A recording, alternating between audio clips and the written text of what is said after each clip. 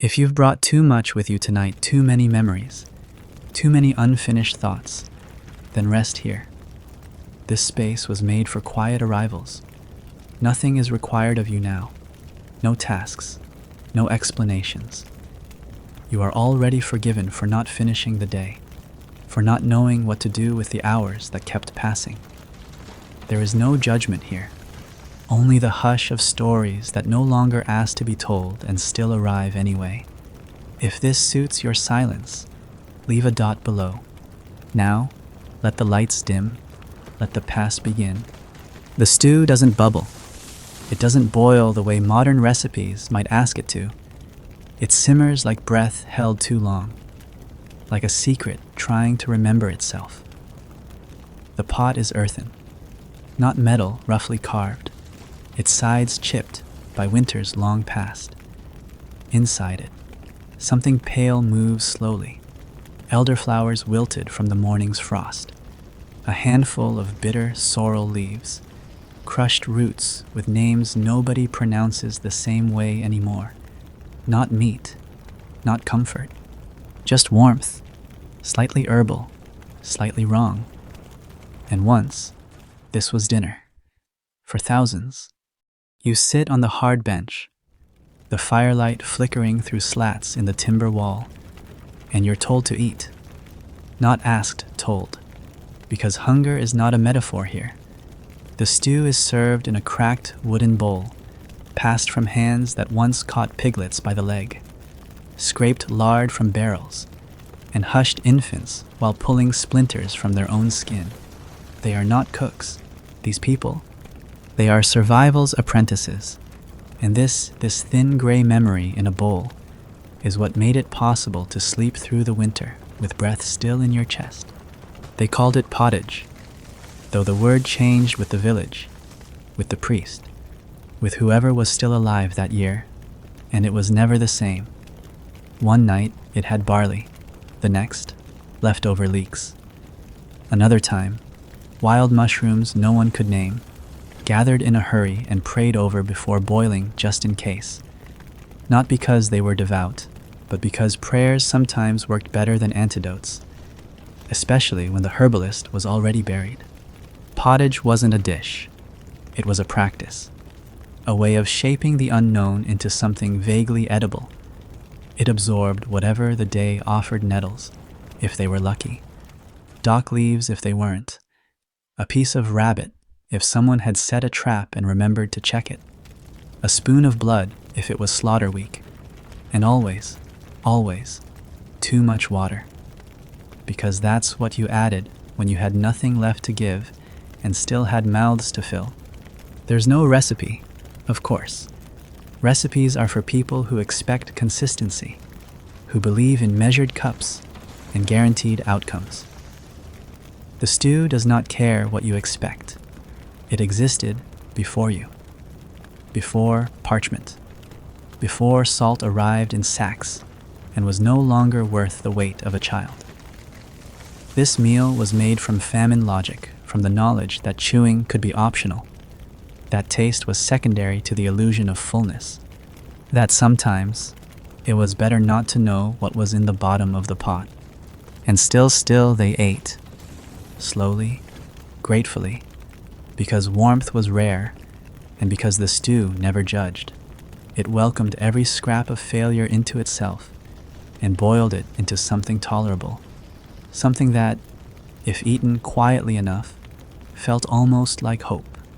There's a story passed down in the darker corners of France, though historians still argue whether it's truth, tale, or a confused blend of both, about a monk who tasted a village's stew and proclaimed it sacrilegious, not because it lacked piety, but because it was too good, too savory, too rich. He accused the cook of witchcraft. The cook accused the monk of stealing the sausage meant for Lent. Both were wrong.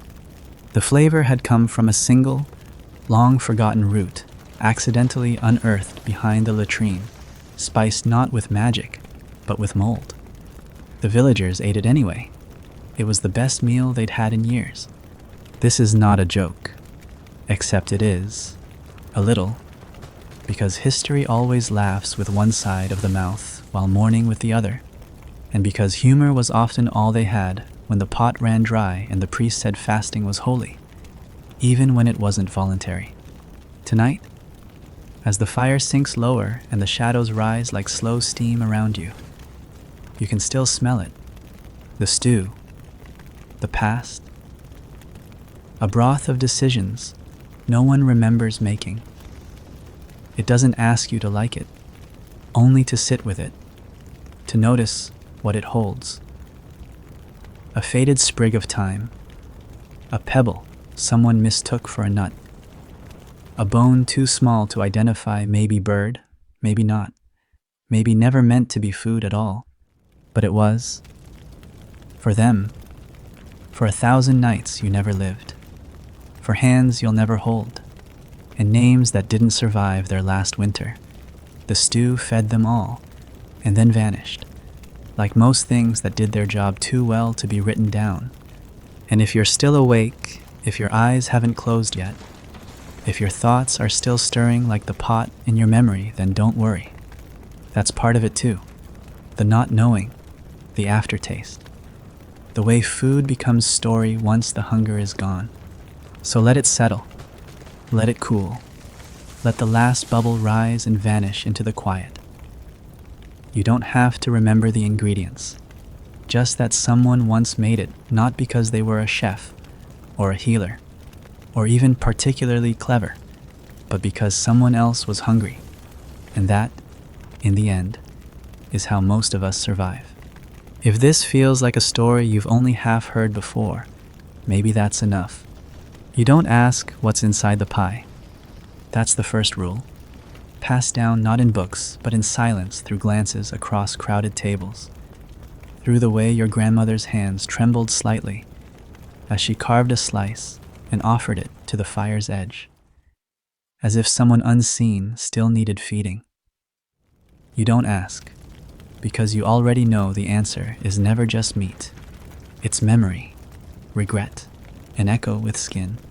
The crust flakes in layers so dense it takes both hands to crack.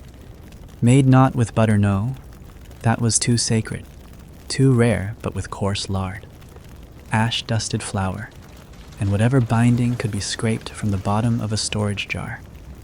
It is pale, tough, and somehow both dry and greasy, a contradiction that sticks to the roof of your mouth and refuses to name itself. It smells faintly of rosemary, but that could just be someone remembering it wrong. Inside the crust, not apples, not cherries, not the plums your modern mouth might expect. Inside is something darker, fibrous, with threads. You pull at it with the dull edge of a wooden knife, and something sinewed gives way. Not unlike cloth, then something harder clinks against the bowl. You try again, slower, gentler, and lift it out. A rib, bird-sized, perhaps, or perhaps not. The pie does not clarify. In medieval kitchens, a pie was not a category, it was a coffin. The word itself, coffin, meant just that, a casing. Something that held the body still long enough to be useful, long enough to be eaten. The pastry was the shell, and what it held didn't have to be pleasant, just possible, cooked enough to survive another hour. And so the cooks, who weren't really cooks but wives, and daughters, and maids with burned fingers and missing nails, did what they had to. They filled the shell with birds, small ones, mostly feathers, rarely beheaded, with frogs, when the fields flooded, with rats. If the rats were caught early enough to look like rabbits, there's an old French tale, likely apocryphal, but too persistent to ignore, about a village where a single pie fed 12 mourners, and no one noticed the teeth until the third slice. The baker claimed it had been a dog, but by then the vicar had gone silent. Historians still debate whether this story was ever real, or whether it was just a warning dressed as memory, the kind told to keep children from opening the pantry too early. But the truth is always more complicated, and pies never were just food. They were shields, hidden compartments, wombs, even filled with whatever the world had taken and wouldn't give back without a fight. You might think this barbaric, that something encased in dough should, at minimum, contain certainty. But you weren't there when meat meant survival and hunger did not wait for accuracy. A pigeon missing its wing could still make a stew. A squirrel flattened by accident was still protein. The oven didn't care, and neither did the gods. Or if they did, they never answered the letters sent by steam through the chimney. There were sweet pies, too, occasionally, filled with marrow and plums, honey and blood, a blend of sugar and salt so complete that it confused your tongue into thinking it had dreamed the taste.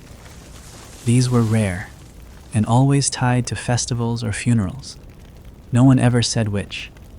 A pie left on the threshold could be a gift, or a warning, a favor owed, or a name about to be erased. Even more curious the sound, when the crust was cracked, like bone, but not exactly, a brittle, hollow pop.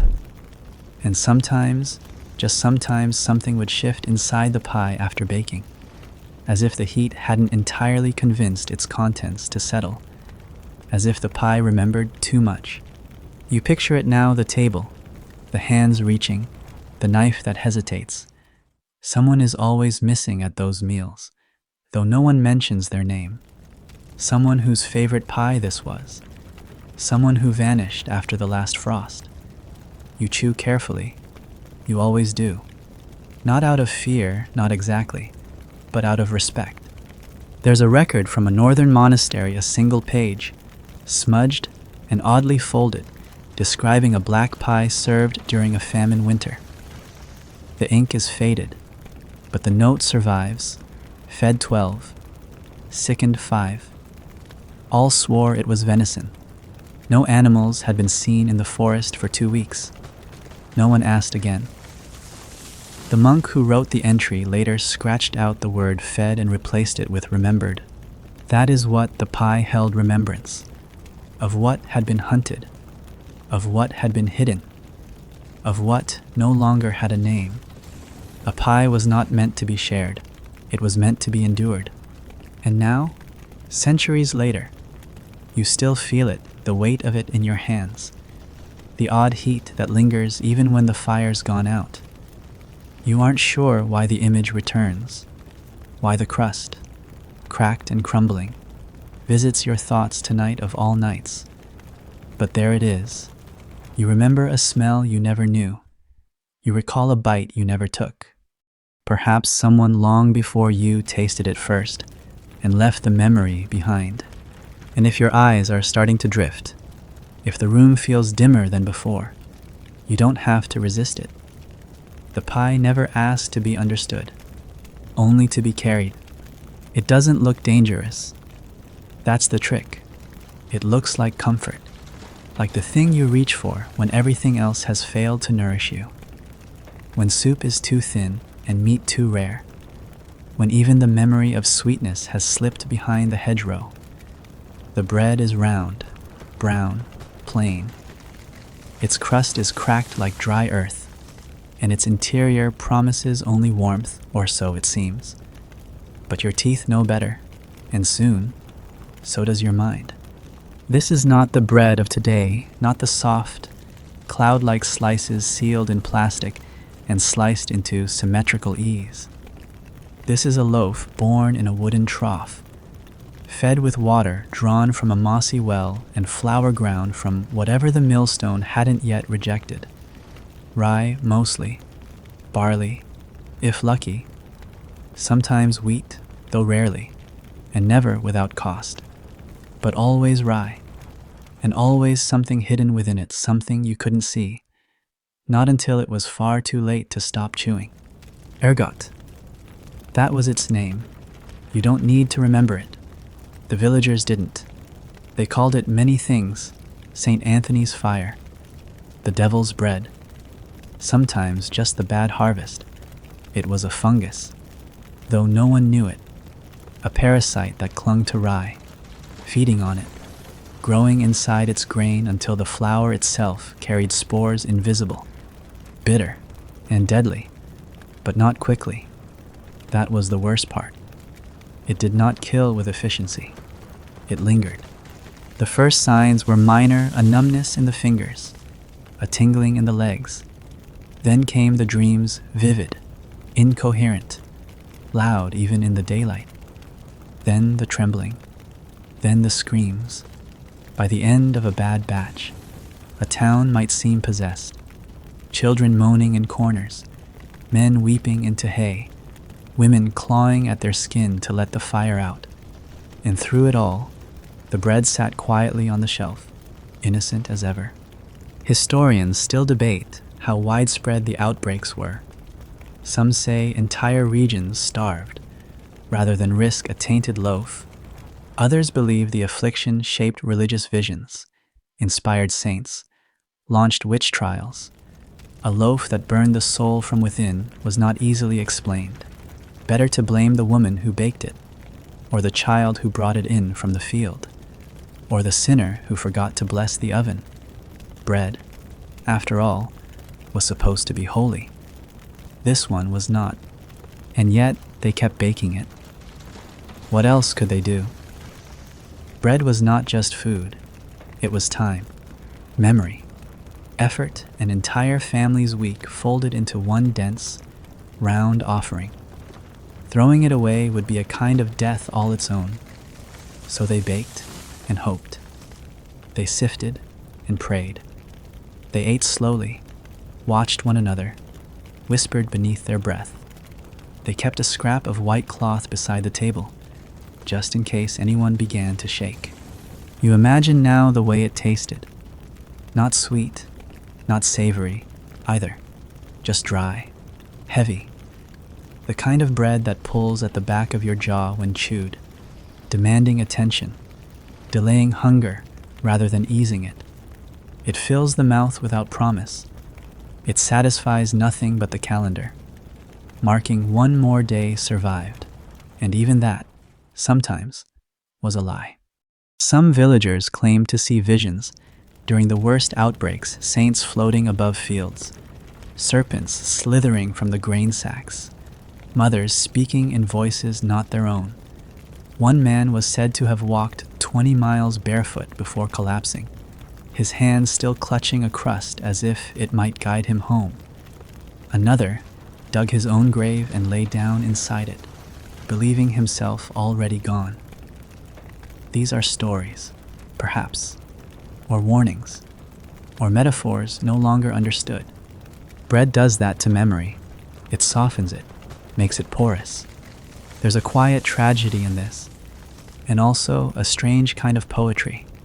The very thing that should have nourished them, the symbol of safety, of ritual, of community, turned against them in silence. The dough rose with invisible menace. The oven baked it beautifully. The knife cut it cleanly. And the mind unraveled anyway.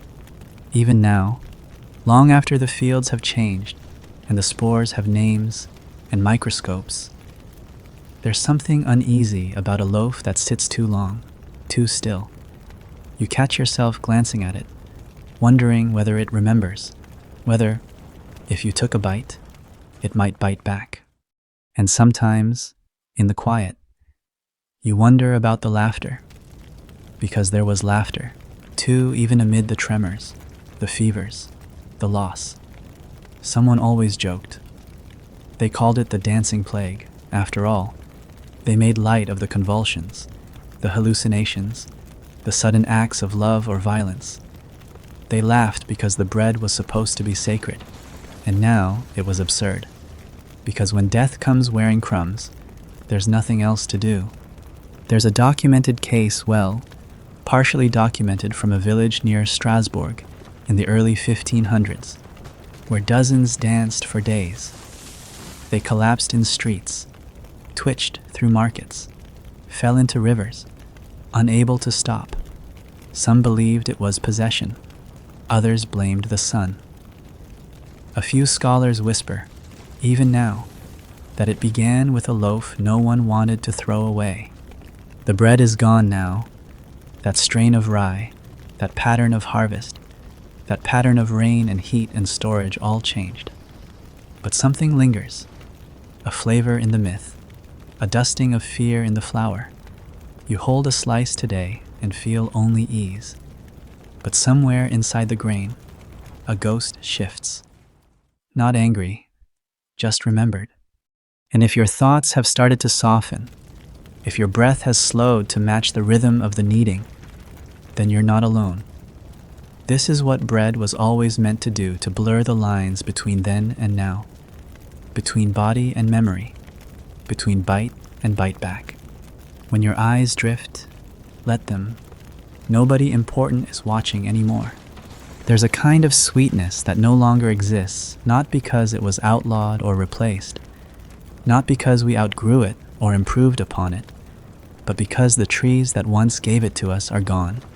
Not entirely. Some linger in corners of forgotten woods, some carved into manuscripts, some waiting patiently in amber jars on monastery shelves, long since sealed, but gone in the way that matters, as part of daily life, as something a tired hand might reach for at the end of a long evening, as a promise that even in a world of ash and mud, something golden could still be coaxed into being.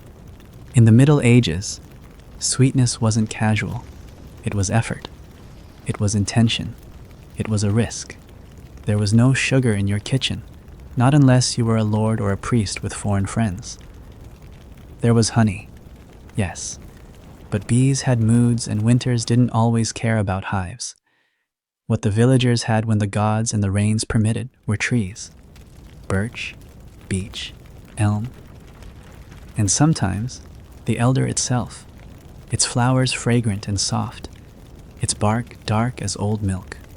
These trees held sugar in their bones, crude, hidden, and hard to catch, but it was there, waiting. They would tap them in spring, sometimes just after the thaw, when the bark was soft and the sap inside began to stir. It wasn't a glamorous process. No metal spiles, no neat buckets. They cut into the bark with knives handed down by grandfathers who no longer spoke, shoved hollow reeds or sharpened goose-bone straws into the wood, and waited. Sometimes the sap ran clear, sometimes it wept red. The villagers never asked why. They only knew that if you boiled it long enough, if you had wood to spare, and didn't mind the smoke, it might thicken into something almost syrup. Almost. What they made wasn't the amber slickness of maple syrup in glass bottles. It was thin, cloudy, often bitter at first and sour in the wrong light, but it sweetened slowly, like memory, like forgiveness. If stirred long enough with a charred stick, it could be poured onto bread, drizzled into porridge, or even used to mask the taste of meat that had aged too far beyond comfort. It wasn't much, but it was enough. And for a child who'd never tasted sugar, it was magic. There's a phrase in a 13th century herbal, the bark that leaks joy. No one knows which tree it refers to now. The drawing has faded, the Latin is confused, and the marginalia is written in a dialect no longer spoken. Some believe it was a birch. Others insist it was the Arwen tree, a species lost to war and fire in the early Crusades. A few whisper that it never existed, that the joy referred not to syrup, but to some deeper, more sacred medicine of the forest, given to children on their naming day and to soldiers before battle. The trees, of course, cannot confirm or deny. They are not what they once were. Old forests have been turned into roads. Orchard lines have been straightened, pruned, and certified. The wildness that once gave birth to those strange sugars has been paved over, its roots ground into flour, its seeds buried beneath barns and fences. Even the names are missing. How do you ask for something when you no longer remember how it tasted? And yet, if you close your eyes, if you listen closely, you can almost hear it. The soft drip of sap into a clay bowl, the hiss as it meets hot stone, the way it thickens like breath in a cold room. changing texture with each passing hour. It is not delicious in the modern sense. It is not meant to be. It is real. It is strange. It is the kind of sweet that humbles you. Villagers told stories of trees that bled when cut, of sap that carried messages from the dead. There are songs untranslated, unsung for centuries that begin with the phrase, "under the sugar tree," and end into silence. Perhaps they were lullabies, perhaps warnings, perhaps they were just attempts to explain a miracle without being burned for heresy. After all, when something sweet comes from something so hard and gnarled, it's only natural to suspect the work of spirits. There's a documented case in the Black Forest of a woman who sold syrup from the weeping tree. Her concoction was said to cure melancholy, encourage fertility, and prevent dreams from becoming too loud. Local lords banned her twice. She returned twice. On the third attempt, her hut was found empty, save for a single jar of golden fluid and a note. "Boil it if you dare. Sleep well." The jar disappeared during the next war. Some say it was stolen. Others say it boiled itself away. This is not a fact, but it feels true, because syrup, then, was never just flavor. It was signal. It was punctuation in a sentence that had gone on too long without comfort. A spoonful stirred into gruel could turn despair into patience. A drop on the tongue of the dying could smooth the passage. A smear across a burnt crust could make a child stop crying, even if only for a moment. There's an absurdity to all this, of course, that people once labored so long, bent backs and burned fingers, just to extract a few spoonfuls of sweetness from a tree that might not yield anything at all. But absurdity, in the Middle Ages, was normal. It was built into survival. You didn't question the effort. You did it because it was how the days made sense, because sweetness was worth chasing, even when bitter was easier. And now, centuries later, we speak of medieval food as if it were all rot and meat and mold, but that's not the full story. Somewhere, someone was tapping a tree. Someone was watching sap darken on a firelit spoon. Someone was remembering how it felt to taste something that asked for nothing in return. If you've already forgotten how we got here, that's perfectly all right. History does it all the time. The leaves are not decoration. They are not garnishes scattered along a porcelain plate for symmetry, nor subtle hints of color meant to reassure the eye before the fork begins its work. These leaves are the meal, and you will eat them slowly, deliberately, with teeth made cautious not by manners, but by memory, because not every leaf forgives the bite. This is the feast of 100 leaves, though no one ever counts them. You wouldn't dare. Counting implies confidence, suggests that you know what you're consuming, that the green thing resting in your palm is merely food, and not some fragile attempt to turn the forest into sustenance. But in truth, the line between nourishment and punishment is as thin as the veins in the nettle leaf you've just chewed, and just as capable of stinging long after the hunger has passed. Medieval salads were nothing like what you picture now. There were no cold cucumbers, no tomatoes shining like coins in sunlight, no olive oil drizzled in spirals. What they had were leaves, wild, picked from hedgerows, ditches, and the edges of graves, not planted, not cultivated, not trusted, but eaten all the same. Bittercress, chickweed, sorrel, good King Henry. Names that sound like folklore because they were half plant, half story, passed down with warnings and recipes spoken in the same breath. You kneel beside the kitchen hearth as the maid tears leaves into a shallow wooden bowl. She does not speak. She does not taste.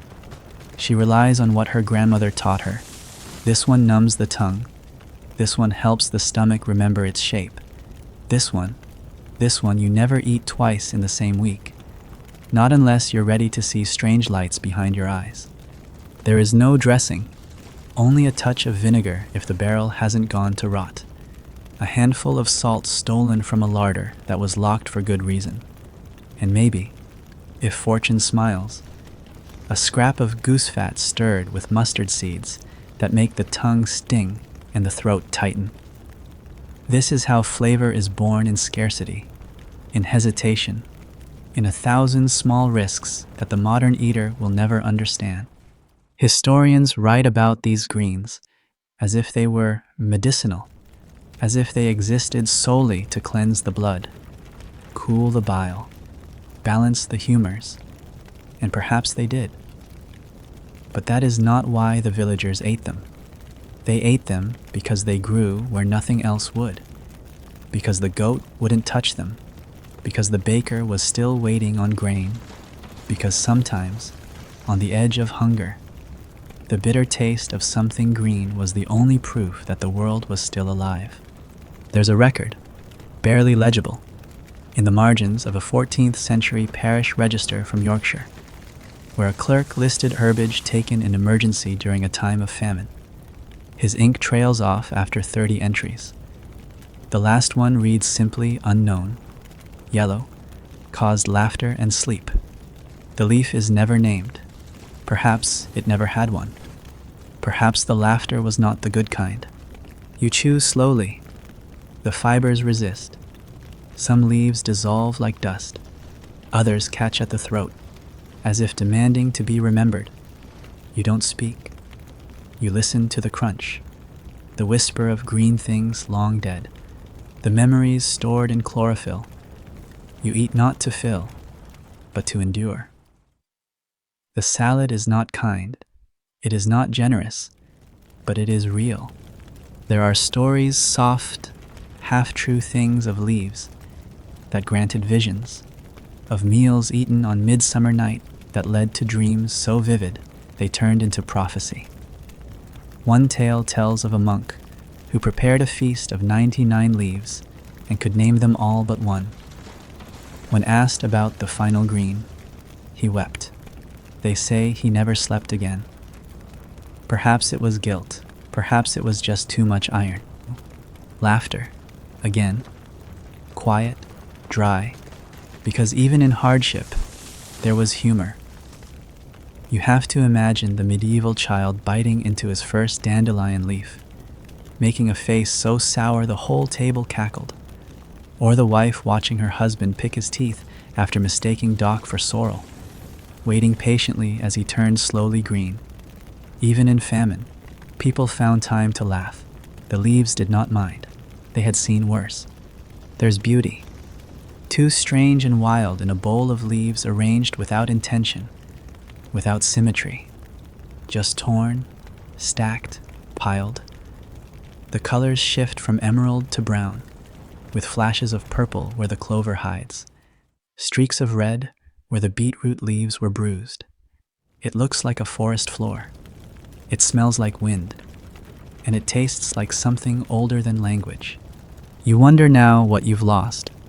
Not just the leaves themselves, though many have vanished, choked by concrete or named weeds, by those who never needed them, but the knowledge of how to use them, the patience to learn their moods, the courage to eat something that might not be safe, simply because there is nothing else.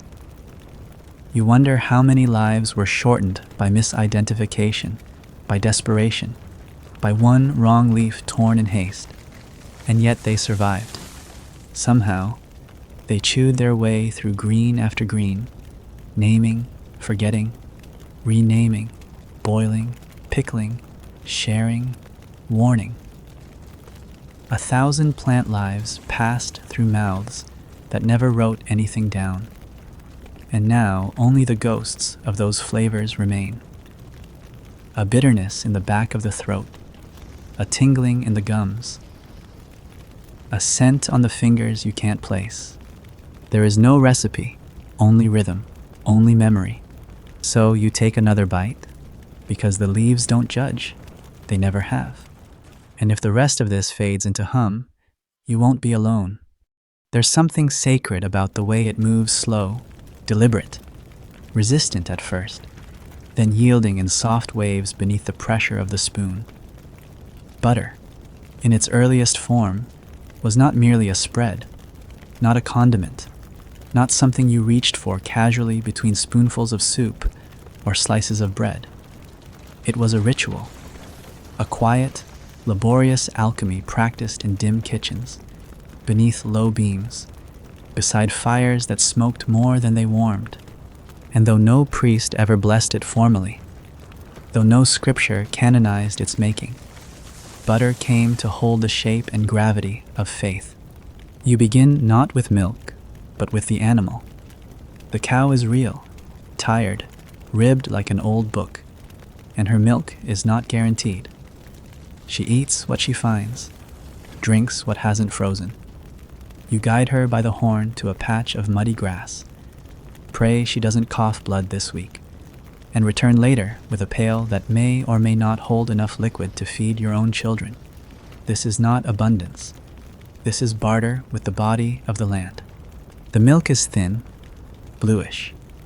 It settles quickly into layers, and you watch it like a sky watching its own weather. The cream rises in time, if you are patient and lucky, and the air does not sour it first. You skim it gently with a carved spoon. It resists. Everything resists. In the medieval kitchen, resistance is the starting point for all transformation. Once gathered, the cream rests again, sometimes overnight, sometimes 2 days. It waits. You wait. It thickens, ripens, changes scent. Then the churning begins, not a machine, not a switch, but hands in a wooden barrel, rhythm and heat. You churn until your arms ache, until your shoulders forget what stillness felt like, until the cream begins to clump and the sound in the barrel shifts from wet slosh to dull thuds. This is how you know it is working. The silence between collapses, the moment when liquid becomes memory. They called it breaking, as if the butter had to be shattered free from its white prison. The buttermilk runs off pale, sour, saved for bread or bathing, depending on the need. And what remains is gold, not the gleaming kind, not the treasure kind, but the soft, yielding gold of effort made visible. You touch it, and it touches back, holding the heat of your hands like a promise. Butter was never cheap, not because of money, coins were rarely involved, but because of time, because of the waiting, because of the cow that might not live through the spring, because of the woman who churned through her own fever, refusing to stop until the mass separated and the kitchen filled with that scent dense, fatty, fragile, and oddly like home. Some monasteries treated it as an offering. One abbey in Normandy wrote a rule forbidding the consumption of butter during Lent, unless it was accompanied by confession. Another required double prayer if the butter came from a cow that had died recently. A Flemish record describes butter stored in stone jars and placed beneath altars, in case the saints required sustenance. It is unclear whether this was metaphor or madness, perhaps both. There are folk prayers, too, whispered, never written. Butter rise, or child fall. One says, "May no ghost sour this churn," says another. These were not jokes. They were contracts, spoken pacts with the unknown to guard the transformation, because something as delicate as butter, born from so much labor, was vulnerable to invisible forces, to spirits, to envy, to cold fingers passing too close to the churn. You always turned your back when it began to form. You never praised it too soon. And yet, despite all this, it was used sparingly, not because it wasn't loved, but because it was sacred. You didn't waste it on the indifferent. You didn't fry with it if lard would do. You didn't spread it on moldy crusts. or give it to someone who hadn't earned your care. Butter was a message. It said, I still have something to give. I still believe you matter. There's a documented incident, obscure, strange from a manor kitchen in Essex, where a visiting noble demanded butter with every course. The cook, insulted, served him a dish of butter molded into the shape of a severed hand. It was not well received, but the butter held, even under the heat of the hall. That, the record notes dryly, was considered a sign. You think of it now, not the joke, but the patience. How something so soft, so ephemeral, could hold form at all, and how, in a world where meat rotted, where bread turned against its eaters, where milk spoiled before sunrise, butter became a miracle. Not divine, just durable. Children were taught to fear its absence. Old women hoarded it in wrapped cloths, tucked into stone walls where the rats wouldn't reach.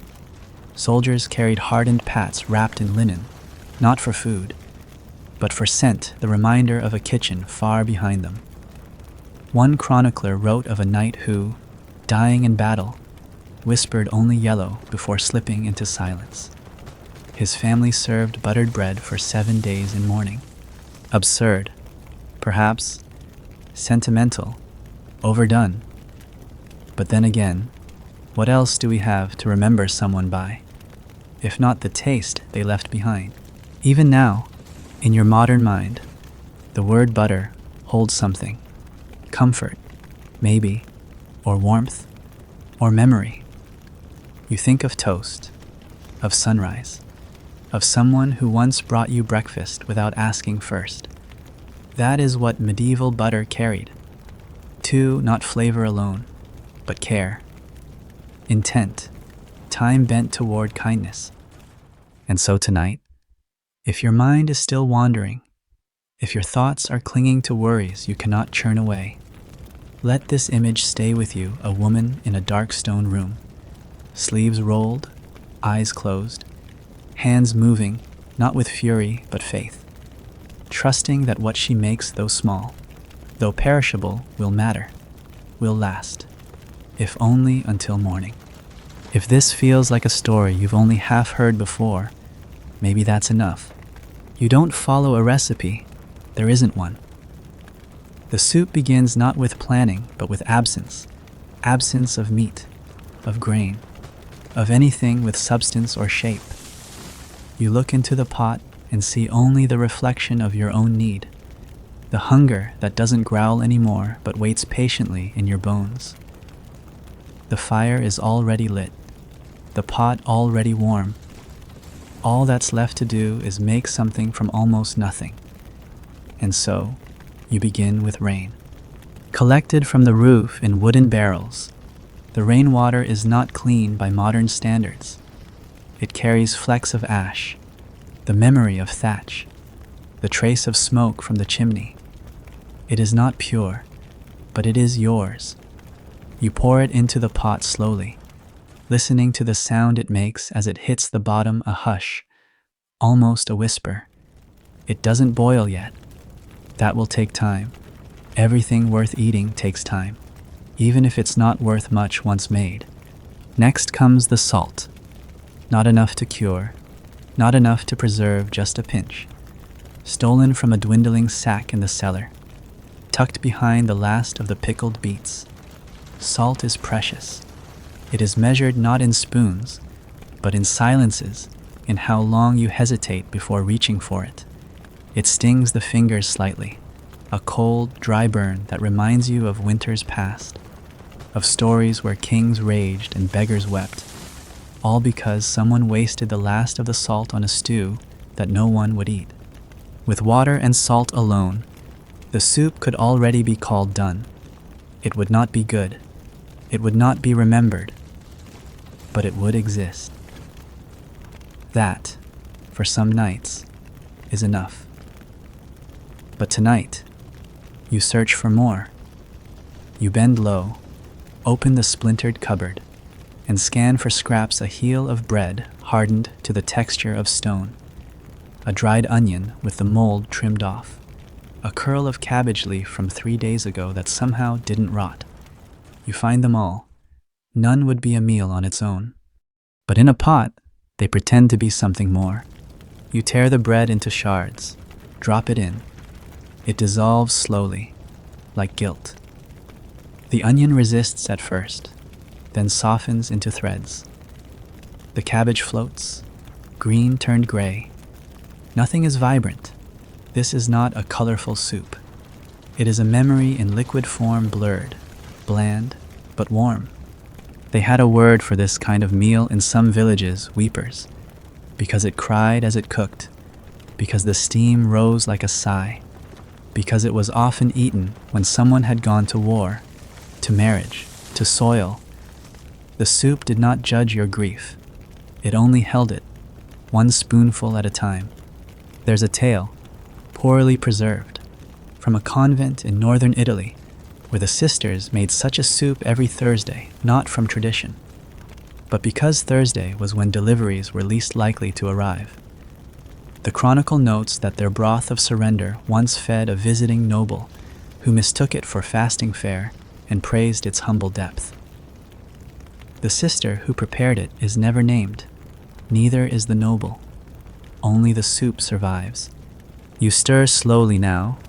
The spoon is wooden, carved by a cousin who left during the last frost and has not returned.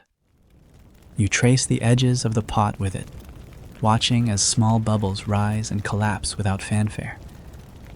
There is no aroma, or if there is, it is the smell of steam itself, hot air, clean and blank. You are not cooking, you are conjuring, or maybe confessing. Into the pot you drop a final offering, a sliver of dried apple, so thin it warps in the heat. Its sweetness is faint, a ghost of fruit rather than its presence, but it changes the soup all the same, not for the better, not for the worse, only different. Sometimes that's all food can do, remind you that change is still possible, even in such small increments. You taste it, just a sip. It burns, but only barely. The salt is there, so is the echo of the bread, the whisper of cabbage. The apple lingers in the back of the mouth like a story half told. It is not enough to nourish. It is not enough to soothe. But it is warm, and that, tonight, might be sufficient. People speak often of medieval feasts of boors with apples in their mouths, of glazed birds, of fountains of wine and pastries shaped like castles. These existed. Yes, for the few, for the named, for those whose hunger was theatrical. But this soup is the other side of the story, the real one, the common one, the one not painted in manuscripts because there was no ink left for it, the soup that made no noise but stayed on the tongue like prayer. There are documents, scattered and brittle, of towns that rationed soup by household, delivering it door to door during plague years. The recipes are always missing. They were never written down. They changed too often to matter. Some added nettles, others, bones already boiled 3 times. A few included pebbles, not for flavor, but to give the illusion of something solid to chase. The villagers knew the trick. They swallowed it anyway. You ladle it now into a bowl that once held porridge, and before that, ashes. The bowl does not mind.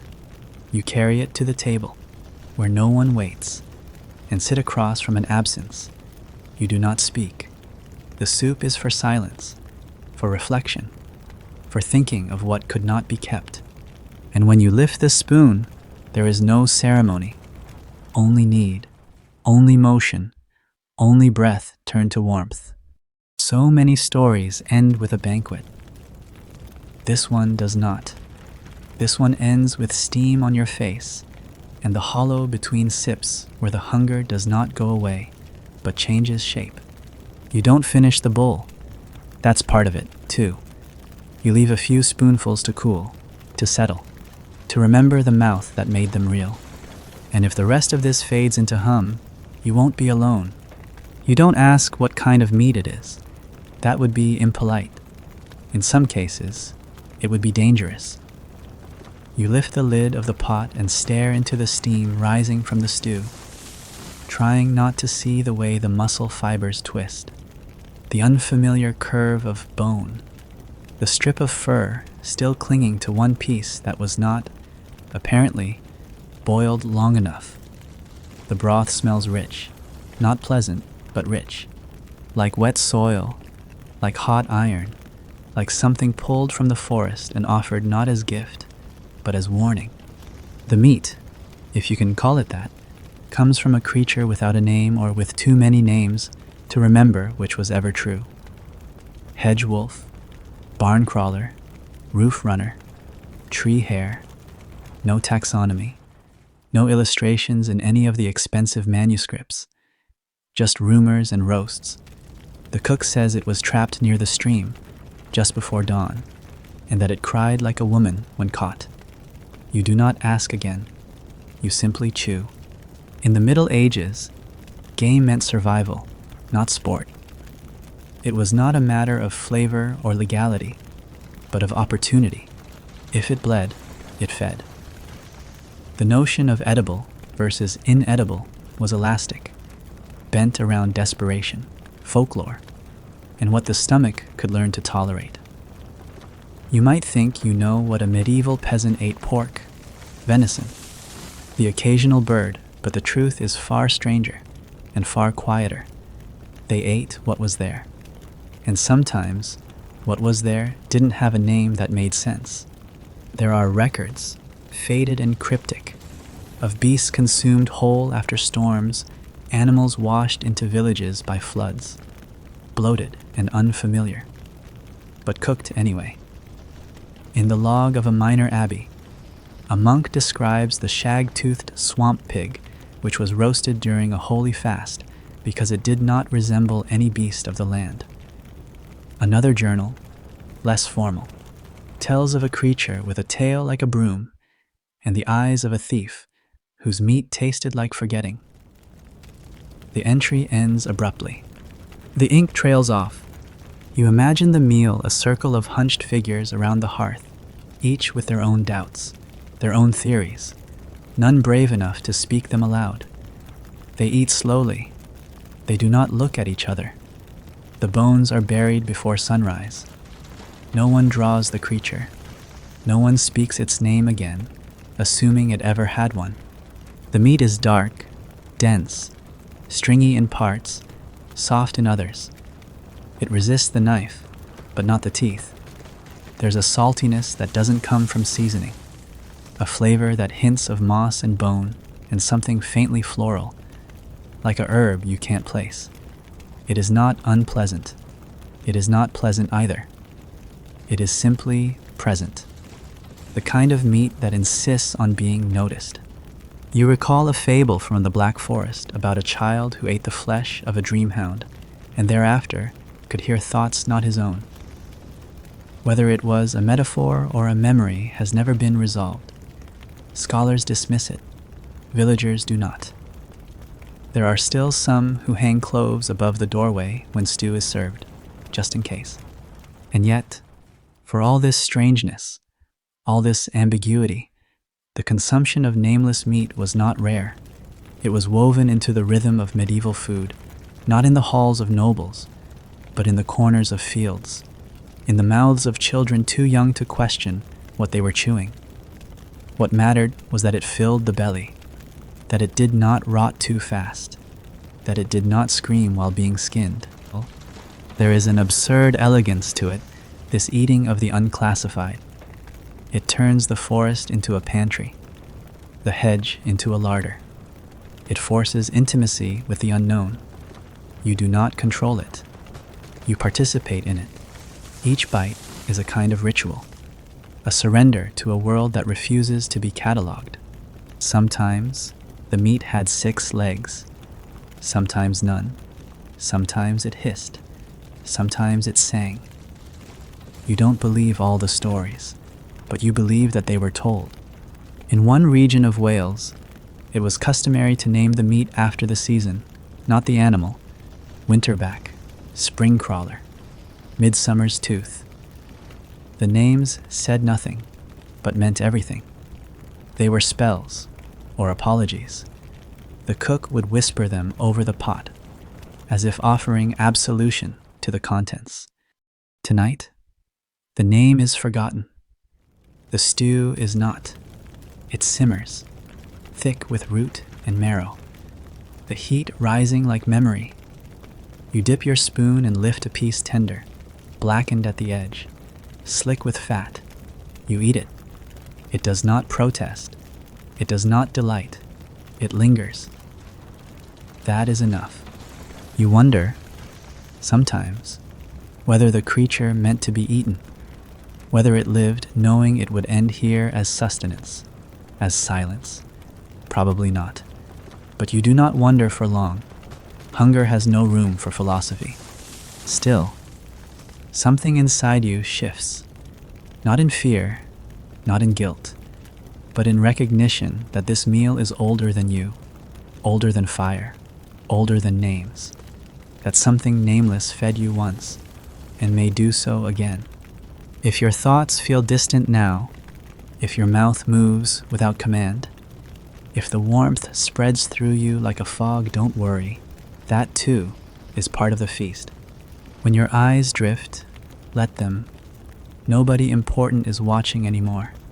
It is green, mostly, but not the crisp, photogenic green of spring peas or fresh herbs layered neatly on a plate. No, this green is muddied a tired shade, verging on brown where the leaves have collapsed into each other, where the stems have melted down into thick ropes of pulp. The pot no longer holds recognizable plants. It holds transformation. Steam swaddled and soupy. The garden collapsed into grief. You don't know all the names of what went in. No one does. That's part of the point. The meal is simple. It is one that remembers what it was like to run out of seed, to lose a planting to hail, to plant again with the last of the composted ash, whispering to the soil as if the ground could be reasoned with. The garden, if you could even call it that, was not tended with hope.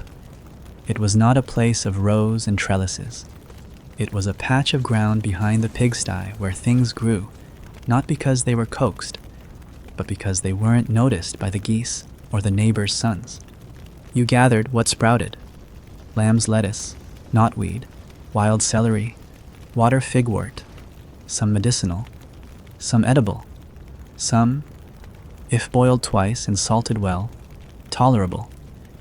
You didn't plant them, you found them, and still, you called them your garden, because they came back most years until they didn't.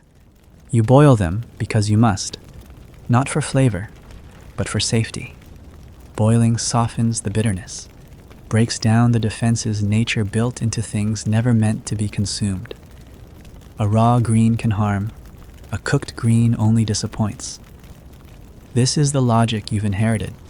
Into the pot they go, handful after reluctant handful, torn with dirt still clinging to their roots, because the water will take care of that too. There's a story told in some parts of Brittany about a girl who grew a single green that changed flavor with each boil, first sour, then sweet, then tasting of ash. The villagers believed the plant was cursed, or else sacred. One man boiled it 17 times, seeking a taste that would reveal its truth. He died before the 18th. No one boiled it again. You stir. The garden in the pot has begun to surrender. Its shapes blur. Its edges curl inward. This is not cooking in the modern sense. No recipe. No measurements.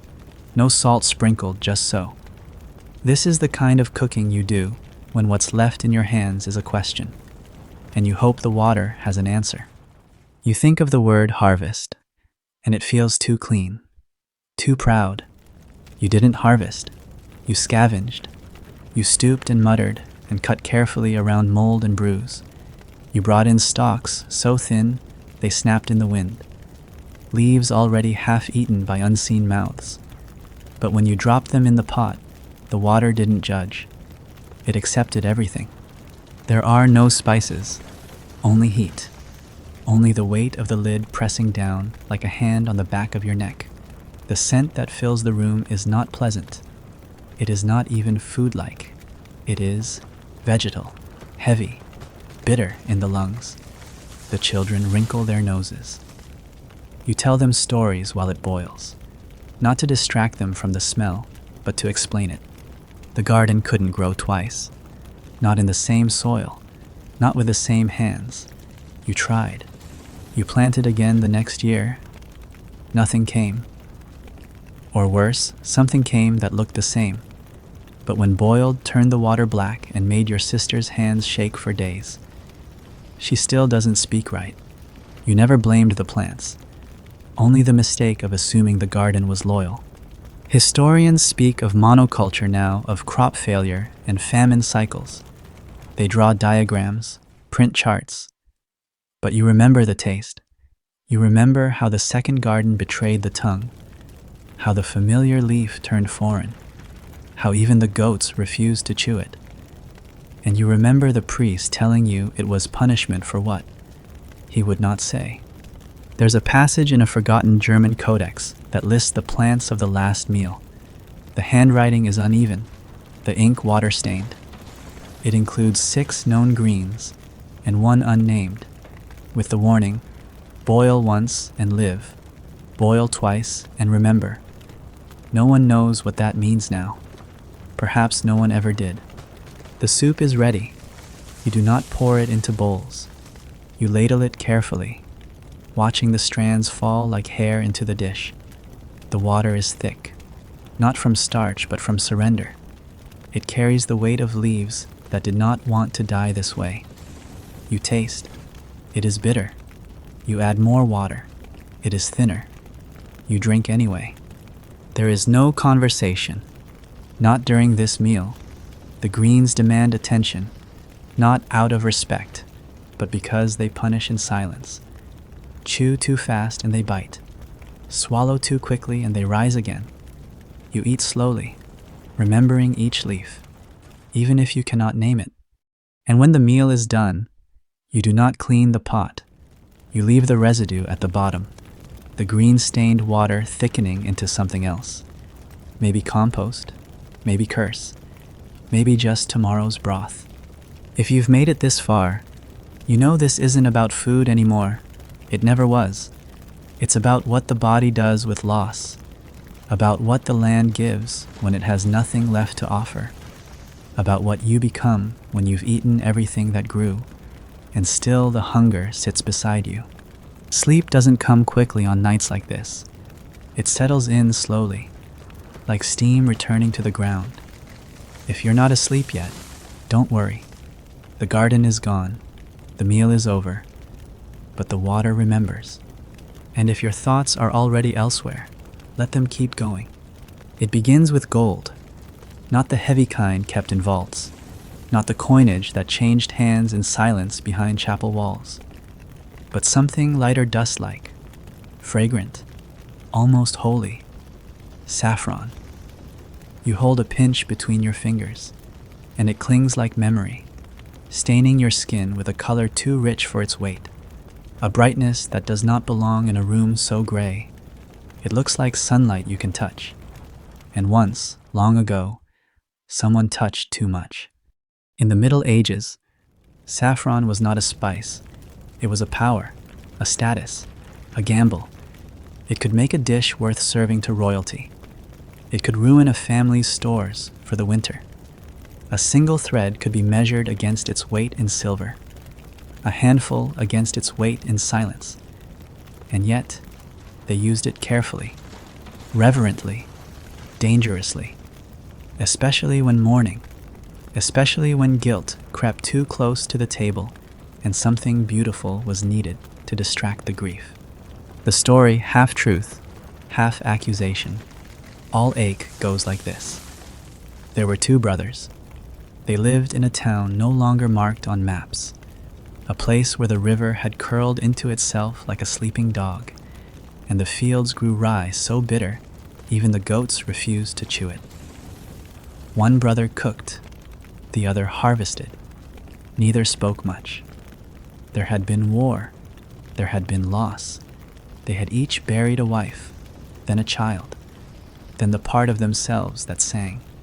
When the last harvest failed, the cook brother opened a jar he had hidden beneath the floorboards. Saffron, wrapped in linen, stolen years ago from a passing merchant, too sick to notice what had vanished. He ground it fine. He stirred it into broth. Not for celebration, not for wealth, but because the silence in the house had become unbearable, because something golden was needed, even if it came from dust. He served it that night saffron porridge, barely sweet, fragrant as memory.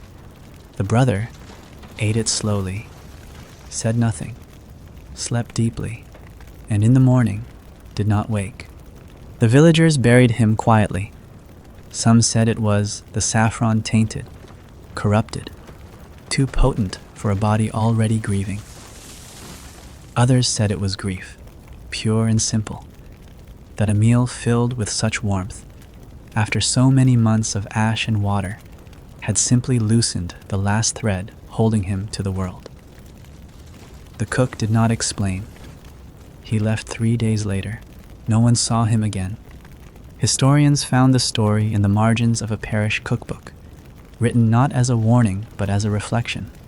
Saffron will not forgive. It ends. Nor will it remember. It's unclear who wrote the line. But the page was torn halfway through the next recipe. A stew, no ingredients listed. And yet, despite the tale, perhaps because of it, saffron remained in kitchens. Not often, not lightly, but when death sat too close, or joy needed to be remembered more brightly than the season allowed. A single thread might be dropped into the pot. It bloomed instantly, tiny petals of yellow bleeding into broth, transforming even the most meager root into something that smelled like hope, like cost, like a promise someone could not afford to make. The wealthy used it too, but for different reasons. In feasts held under ceilings of carved stone, where laughter echoed off tapestries depicting battles nobody remembered, they soaked rice in saffron to display their reach. Imported from far coasts, guarded by tariffs, hoarded like relics, a saffron dish could make a marriage proposal, end a lawsuit, or buy back shame. There were wars, small and bitter, over caravans of it. The spice became currency in kitchens that never tasted hunger. But in the homes that mattered, in the homes with broken shutters, dirt floors, and the smell of sorrow cooked daily, it was different.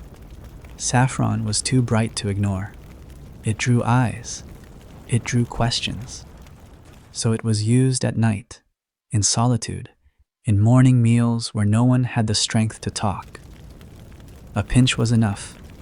2, a luxury. 3, a confession. The flavor is delicate, earthy, a little metallic, a reminder that beauty often comes with iron in its veins. It does not shout, it hums. And if you listen too closely, you may hear what it's hiding. You stir it into the pot now slowly, carefully, watching as the broth shifts shade like a bruise healing in reverse. The scent rises gently, coaxing not hunger but memory.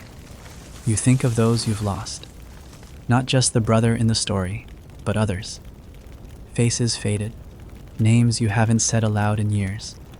The saffron does not bring them back, but it makes space for them at the table. You taste the soup. It is too warm. It scalds slightly. You do not mind. The heat reminds you that you are still here, still able to feel. The saffron lingers on the tongue, not as flavor, as presence. There's an absurdity in it. Of course that something so small, so soft, could change the color of everything. That gold, in such a fragile form, could rewrite a meal, that a flower's filament could carry centuries of mourning. But history is absurd. food more so. We chew on contradictions. We swallow what we do not understand. They say saffron must be harvested by hand, 3 strands per flower, dried in shade, stored in dark, 1,000 blossoms for a spoonful. Maybe that's why it feels like prayer. Maybe that's why it killed the brother. You sit with your bowl now, alone, as most of us are in our hunger. You lift the spoon slowly. The steam rises like memory. The scent is old and kind and dangerous. If names have ever outlived the ones who wore them, leave yours below. And if this moment softens you just slightly, just long enough for the grief to pass through without catching, then the saffron has done its work. You bite into the pear, and for a moment you forget the room you're in. Not because it's sweet, though it is, softly, almost apologetically so, but because the flavor doesn't belong here. It doesn't belong in this town, with its soot-covered chimneys and its fog-thick streets. It doesn't belong on this wooden table, warped by years of soup and sorrow. It doesn't belong in your hand, calloused and cold. The pear belongs somewhere else, somewhere warmer, quieter, wealthier. And suddenly, you are aware that you're not just eating, you're saying something. In the medieval world, fruit was not neutral. It was not a snack. It was not passed in bowls or left to rot in lunch boxes. It was watched, noticed, traded, measured. A piece of fruit was a sign of class, of allegiance, of suspicion. You might share an apple and be accused of sedition. You might grow a fig and be questioned about foreign loyalties. A cherry pit could be traced to your orchard and your name added to a list. It seems absurd now. But then again, all power games look ridiculous when you're not the one being crushed beneath them. The records faded parchments, badly spelled inventories, monastic scribbles on the back of hymnals tell us that fruit marked borders. Pears were for the middling classes, those who could afford land but not titles. Apples, particularly red-skinned ones, were used in rural bartering, as steady as coin. Plums were trickier. They spoiled fast. They were eaten quickly and quietly, and often by those who weren't meant to have them. In some places, the type of fruit you grew could determine your taxes. In others, it could determine your fate. There is a case disputed, of course, but still whispered in the stone corners of history where a man was hanged not for stealing fruit, but for planting the wrong kind. His orchard flourished too brightly, too early. A lord took notice. The man stopped breathing soon after. There is also a story of a woman, nameless in the text, who preserved cherries in vinegar and was accused of practicing witchcraft because no one could understand how something so sour could become so sweet. Her defense was not recorded. The cherries, apparently, were eaten by the magistrate's wife. You think it's ridiculous. You should. That a pear could bring ruin, that a plum could inspire suspicion. But then you remember your own life, how much has hinged on things just as small. A word said too soon, a silence held too long, a gift misunderstood, a debt forgiven that shouldn't have been. Politics is rarely about armies. Most of the time, it's about fruit. You set the pear down, half-eaten. It rolls slightly on the warped wood. You resist the urge to finish it. That's the trick, isn't it? Knowing when to stop, knowing when indulgence becomes confession. Monks debated the morality of figs. Too suggestive. Some said, too soft, too shaped like things the body should not long for during daylight hours. Other monks argued that Christ himself had cursed a fig tree, and so to eat its fruit was a kind of absolution. No one reached agreement, so they fasted, and then, when no one was looking, they ate the dried ones, slowly, chewing long. Even the colors mattered. White grapes were considered safe, symbolically clean. Red grapes invited doubt. Blackberries entirely avoided in some abbeys, because their thorns were said to grow in the shape of fallen angels. A child once drew one in the margin of a book of hours, and the page was torn out. And then there were the imported fruits, citrus, pomegranates, strange dried fruits from hotter lands. To own these was to raise eyebrows. To eat them was to raise taxes. To serve them to guests was to say, "I am more than I appear." And not everyone took kindly to such statements. But for all this, fruit was not merely danger, it was desire. A bowl of bruised pears could soften a night of bad news. A single plum could coax a laugh from someone who hadn't spoken in days. A boiled apple might be the only thing an old man could keep down. Fruit was fragile and fleeting and full of meaning. That made it human. You pick the pear up again. The bite you left has browned slightly. It looks tired. You feel guilty for abandoning it mid-meal. You finish it.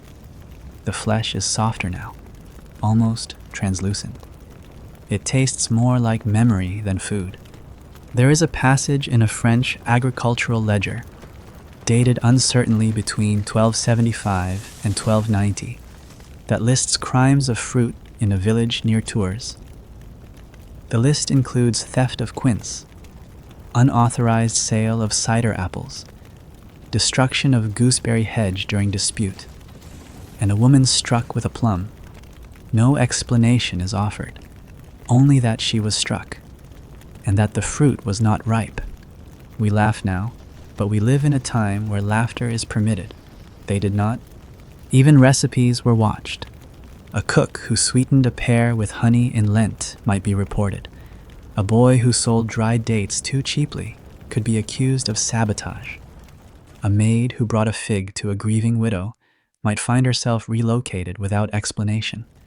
Not all fruits grew in soil. Some grew in rumor.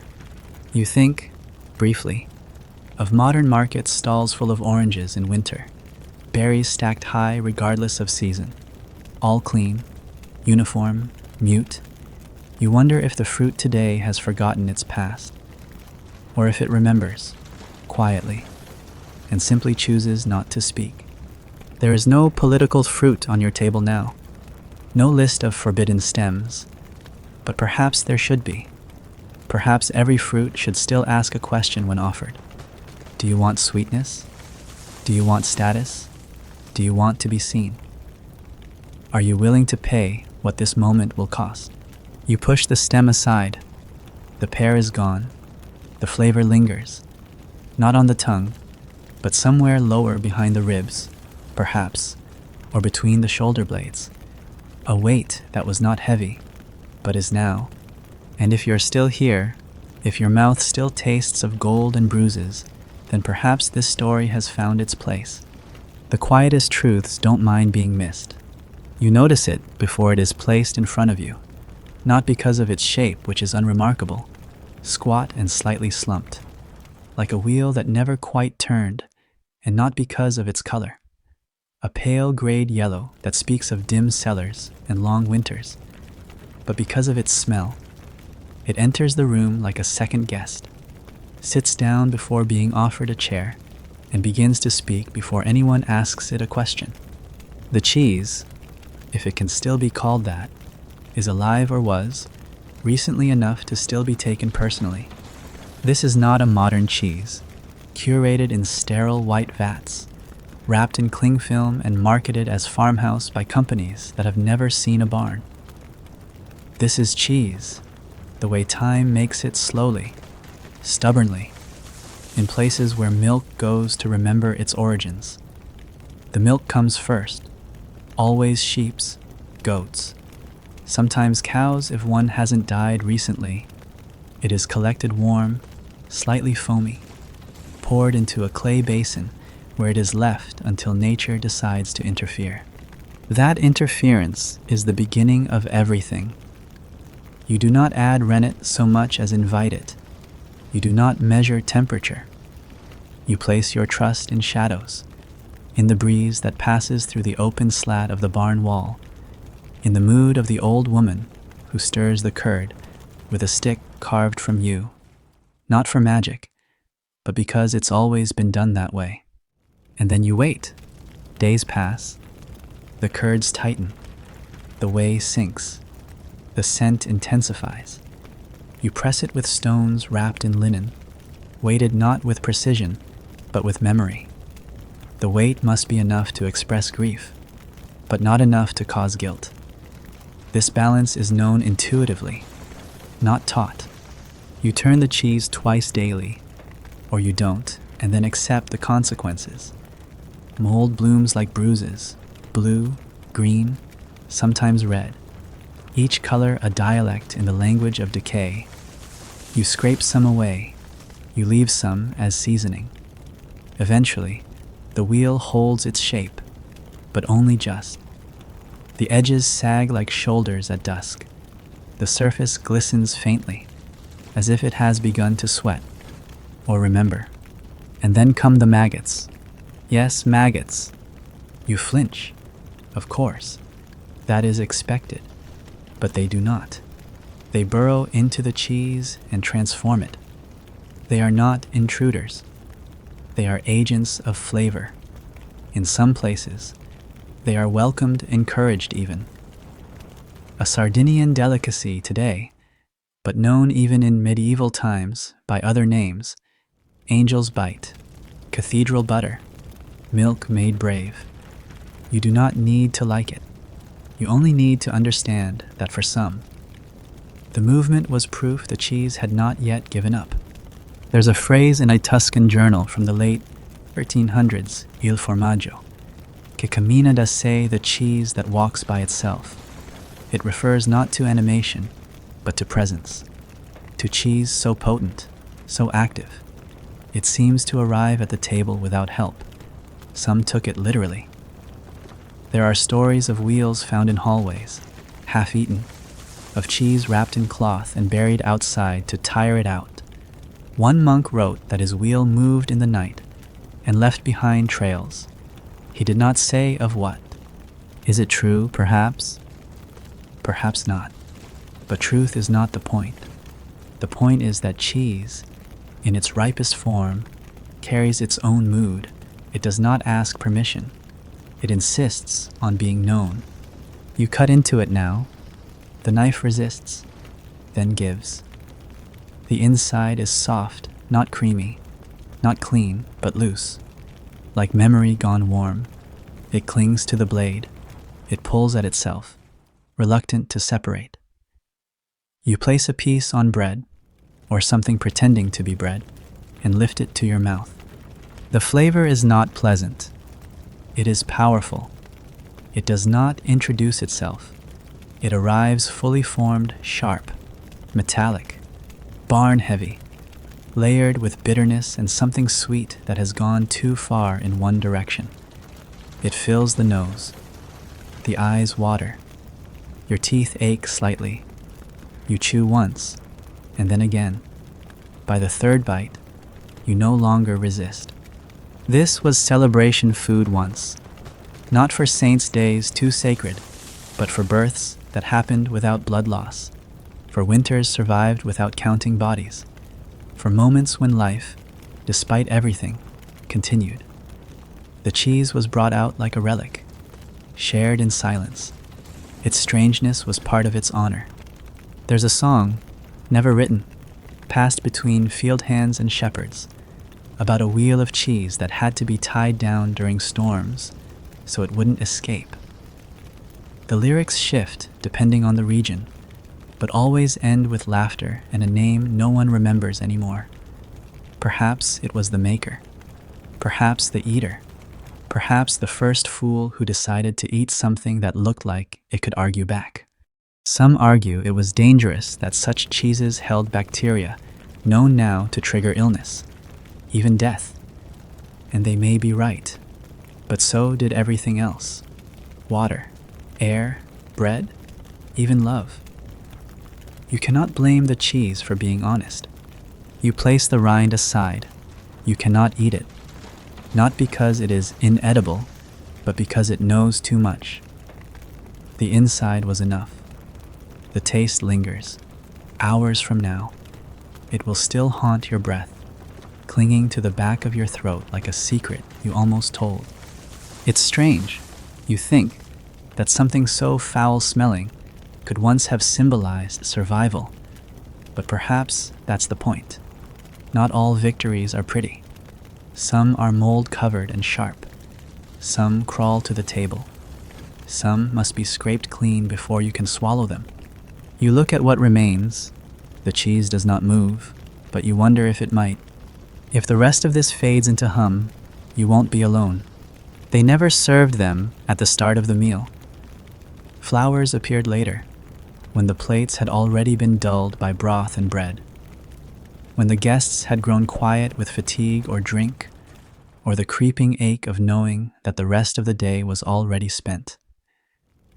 They arrived in little bundles, on wooden trays or tucked gently inside folded cloth, sometimes pressed flat, sometimes floating delicately on a spoonful of cold custard, pale and shivering in the candlelight. They were not presented with ceremony. There was no announcement. You were meant to find them with your mouth before your mind. Calendula, violet, nettle in bloom. They were not decoration. They were punctuation, a soft-spoken endnote to a meal that had asked too much of you. They were edible, but only just bitter around the edges, peppery if chewed too long, some tasting faintly of the soil they had grown from, others blooming into strange perfume the moment the tongue found them. You never asked where they came from. You assumed the cook had her places, or that the garden, in its better years, had grown generous. But in truth, no one ever grew flowers just for food. They were found, not cultivated, picked from hedgerows, from the sides of old roads, from gravestones and goat paths and abandoned monastery plots. They were chosen not for color, but for the way they made you feel after. Not full, not satisfied, just softer. There's a passage in a Flemish herbal from the late 1400s that lists blooms for table and tongue. It includes borage to quiet the heart, nasturtium to stir forgetting, and elderflower to trick the season. There are notes beside each entry, not instructions, but observations. Too many violets, and the dreams become wet. Serve only to the widowed, good for silence. These are not recipes. These are warnings written by people who understood that flowers are not innocent. And yet they kept eating them. Not often, not loudly, but consistently, across centuries, across borders. Monks stirred petals into wine. Midwives placed crushed blossoms beneath porridge bowls. Children, when they could not be fed, were given pansy syrup not to nourish, but to distract. The floral taste was brief and confusing. That was the point. You press one now between your fingers. A single bloom, pale blue, nearly translucent, laid atop a thin slice of cheese or bread or some forgotten smear of curdled cream. It does not resist your touch, but it does not break either. It flattens with grace. The smell is faint, sweet but strained, like someone trying to remember a song they never quite learned. You place it on your tongue. You do not chew.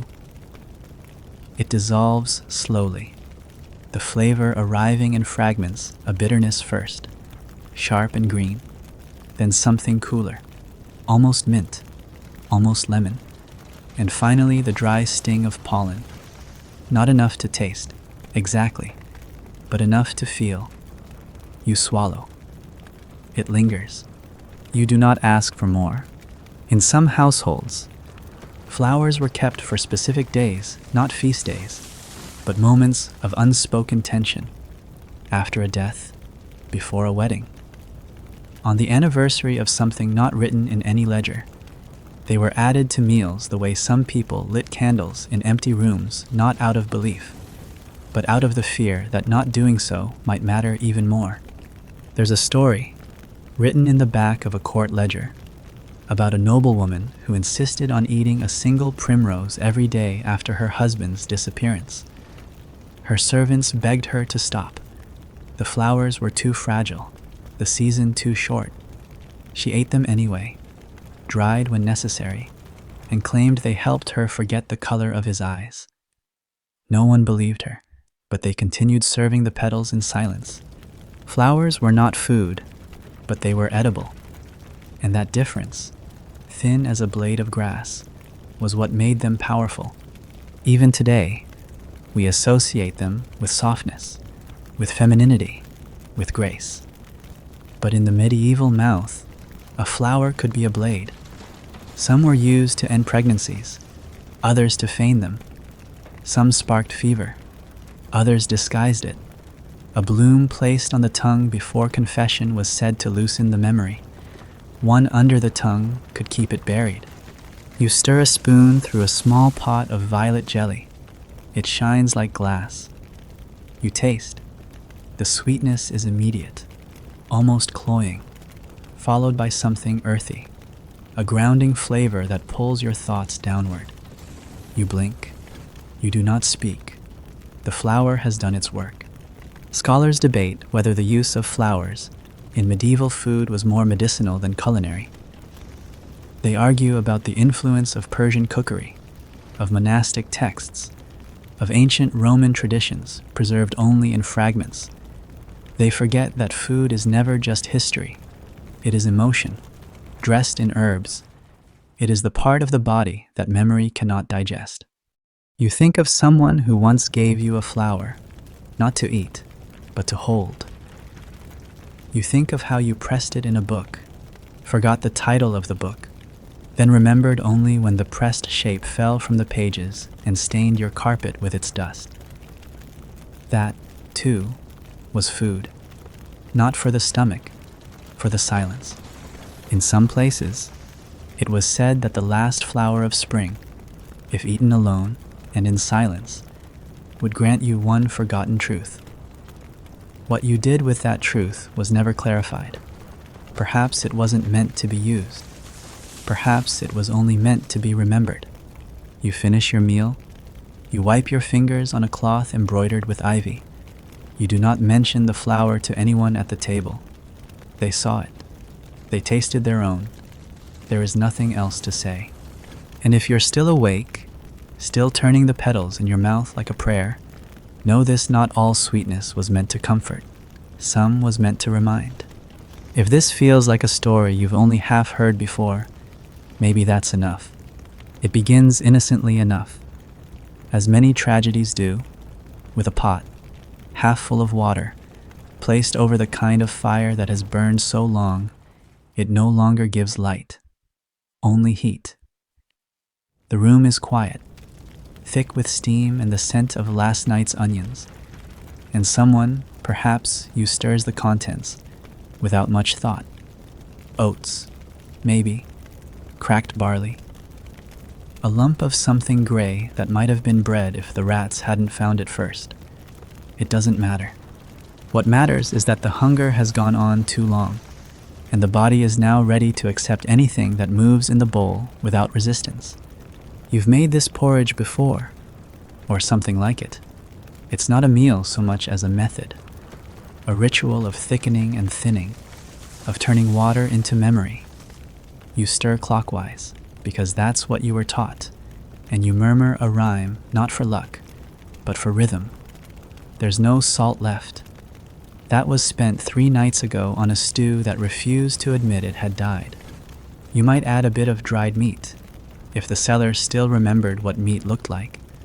But tonight, there's only grain. Old grain, the kind that clumps in corners and carries a scent of something faintly sour. You don't notice it at first, the noise. It's so soft, a faint bubbling. Yes, but also something beneath it. A whistle. Almost. You lean closer, stir slower. The sound sharpens. It isn't the fire. It isn't the pot. It comes from the porridge itself. You lift the spoon, thick with sludge, and something inside the pot exhales. No one taught you what to do when the porridge begins to breathe. There's an old tale, told in whispers along the edges of fields where nothing grows. A story of a meal made with cursed grain or blessed, depending on how much you need to eat. The grain, harvested too late, had sprouted in the sack. Moisture turned it, mold changed it, time forgot it, and still, they cooked it, because hunger does not care for omens, because you can boil regret, and it thickens just like anything else. They say the porridge, once stirred, begins to remember, begins to speak. Not in words, not in voices, but in sounds, the stretching of something once alive, the sigh of a house with no name, the wheeze of a mother who has forgotten how to sing. It does not speak to all, only to those who've starved long enough to listen. You try to ignore it. You add more water. It helps, for a while. The sound softens, drowns under the bubbling. But as the pot thickens again, it returns higher now, almost melodic, like a child humming a tune you never taught. You pause, you glance at the door, it is still closed. You could throw it out, start again, but there's nothing left. The grain was the last. The water is borrowed. The fire is a favor from a neighbor who has stopped knocking. So you keep stirring. The first taste is bitter, not unpleasant, but wrong, like chewing a word you don't remember learning. The second taste is better, familiar, even. You swallow. The sound in the pot hushes. And then, as if it has waited for this moment, as if it has held its breath until it could be heard, the porridge shrieks. It's not loud.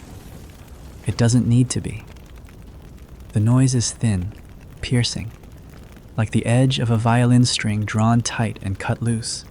You drop the spoon, it vanishes into the pot without a splash. The steam rises in bursts, like laughter held too long. The bowl on the table trembles. You've heard stories. Everyone has.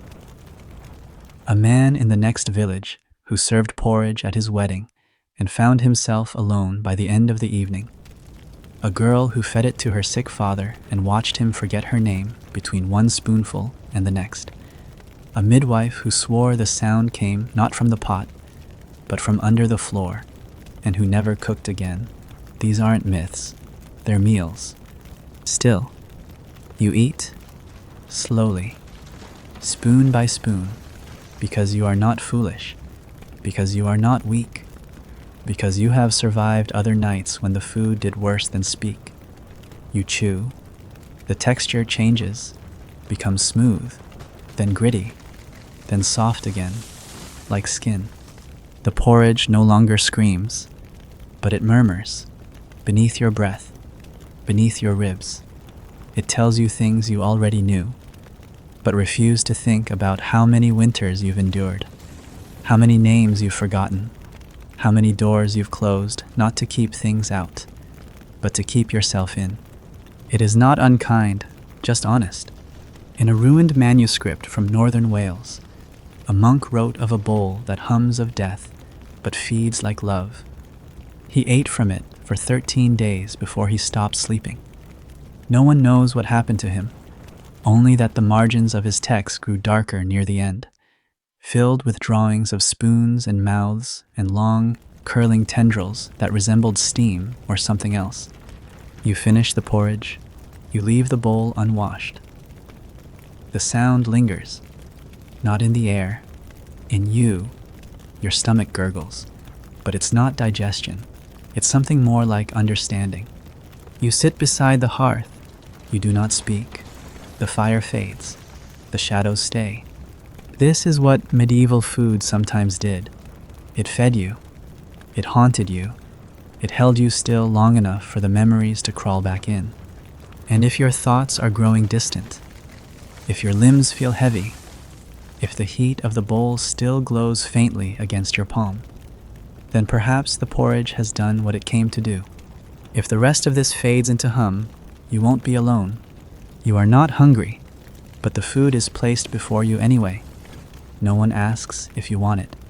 No one says what it is.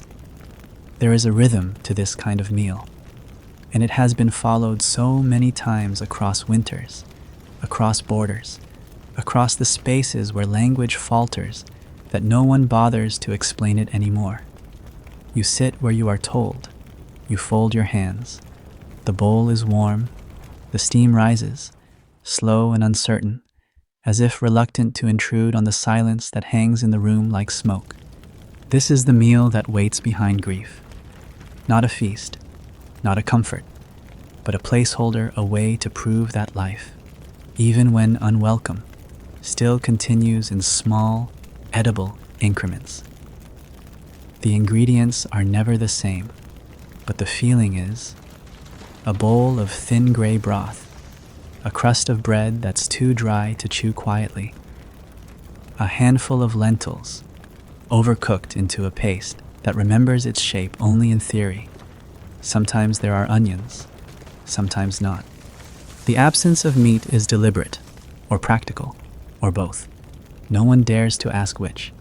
They call it morning fare, not because it nourishes the grieving, but because it makes the grief visible, something to chew, to swallow, to digest slowly, over hours and days, until it settles in the gut like a stone that refuses to soften. You eat not to remember the dead, but to keep your own body moving while theirs no longer can. There is no salt, no sweetness, no ceremony beyond the act of eating. Even the bread arrives uncut, broken silently with trembling hands, passed from person to person as if it carries not just grain and air, but memory.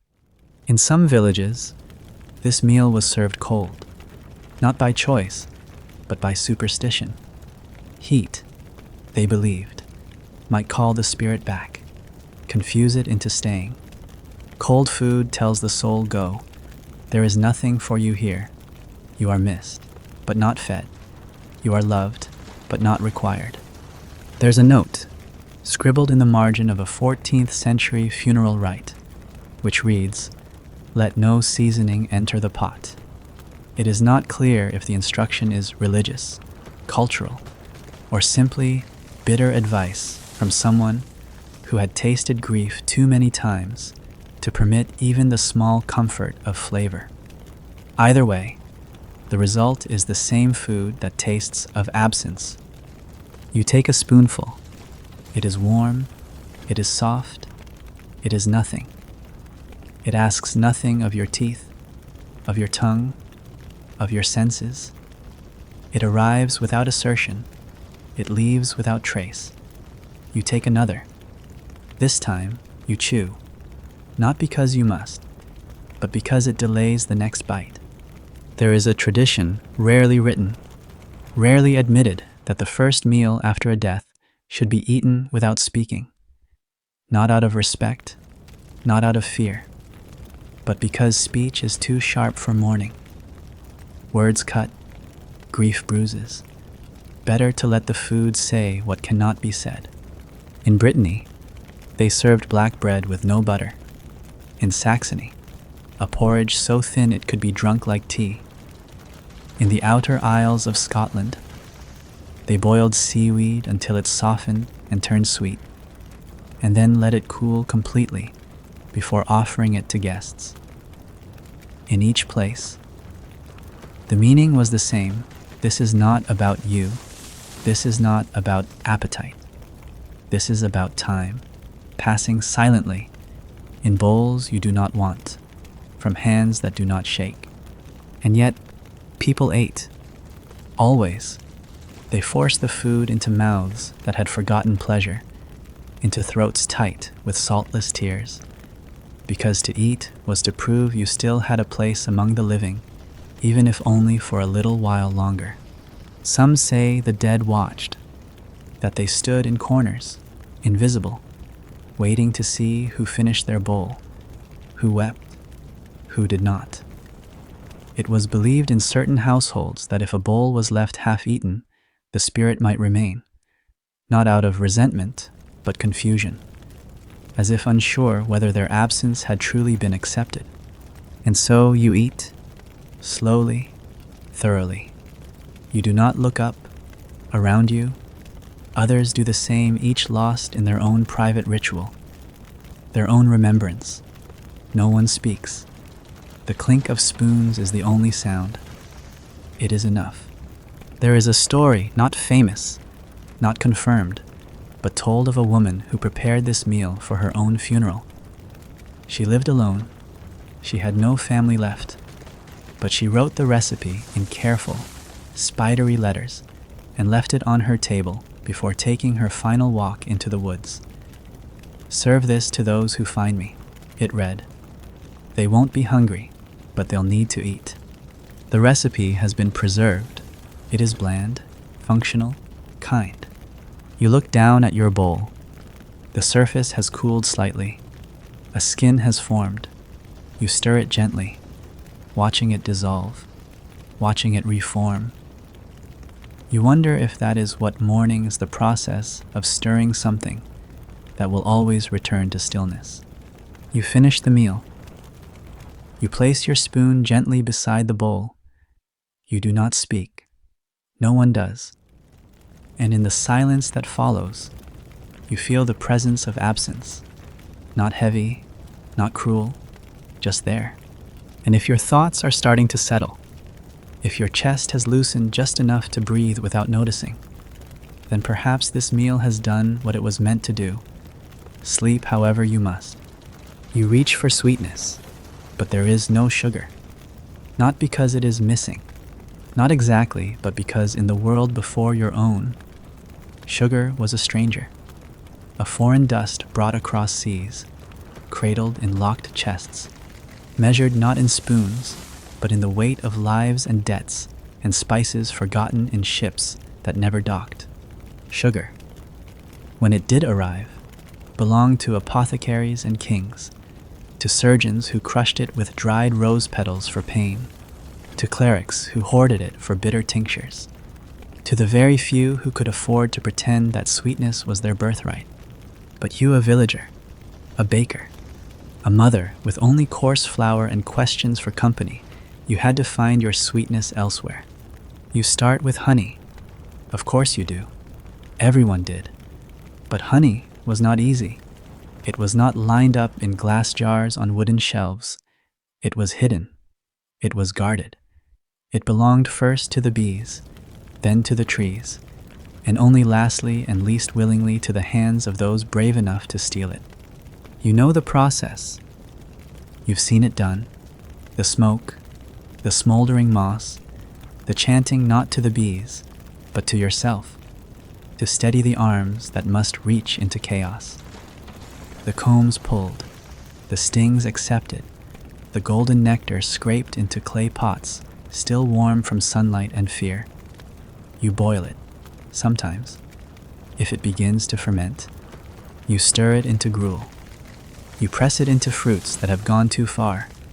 You wipe it on your wrist when the child cries. But honey is not always enough.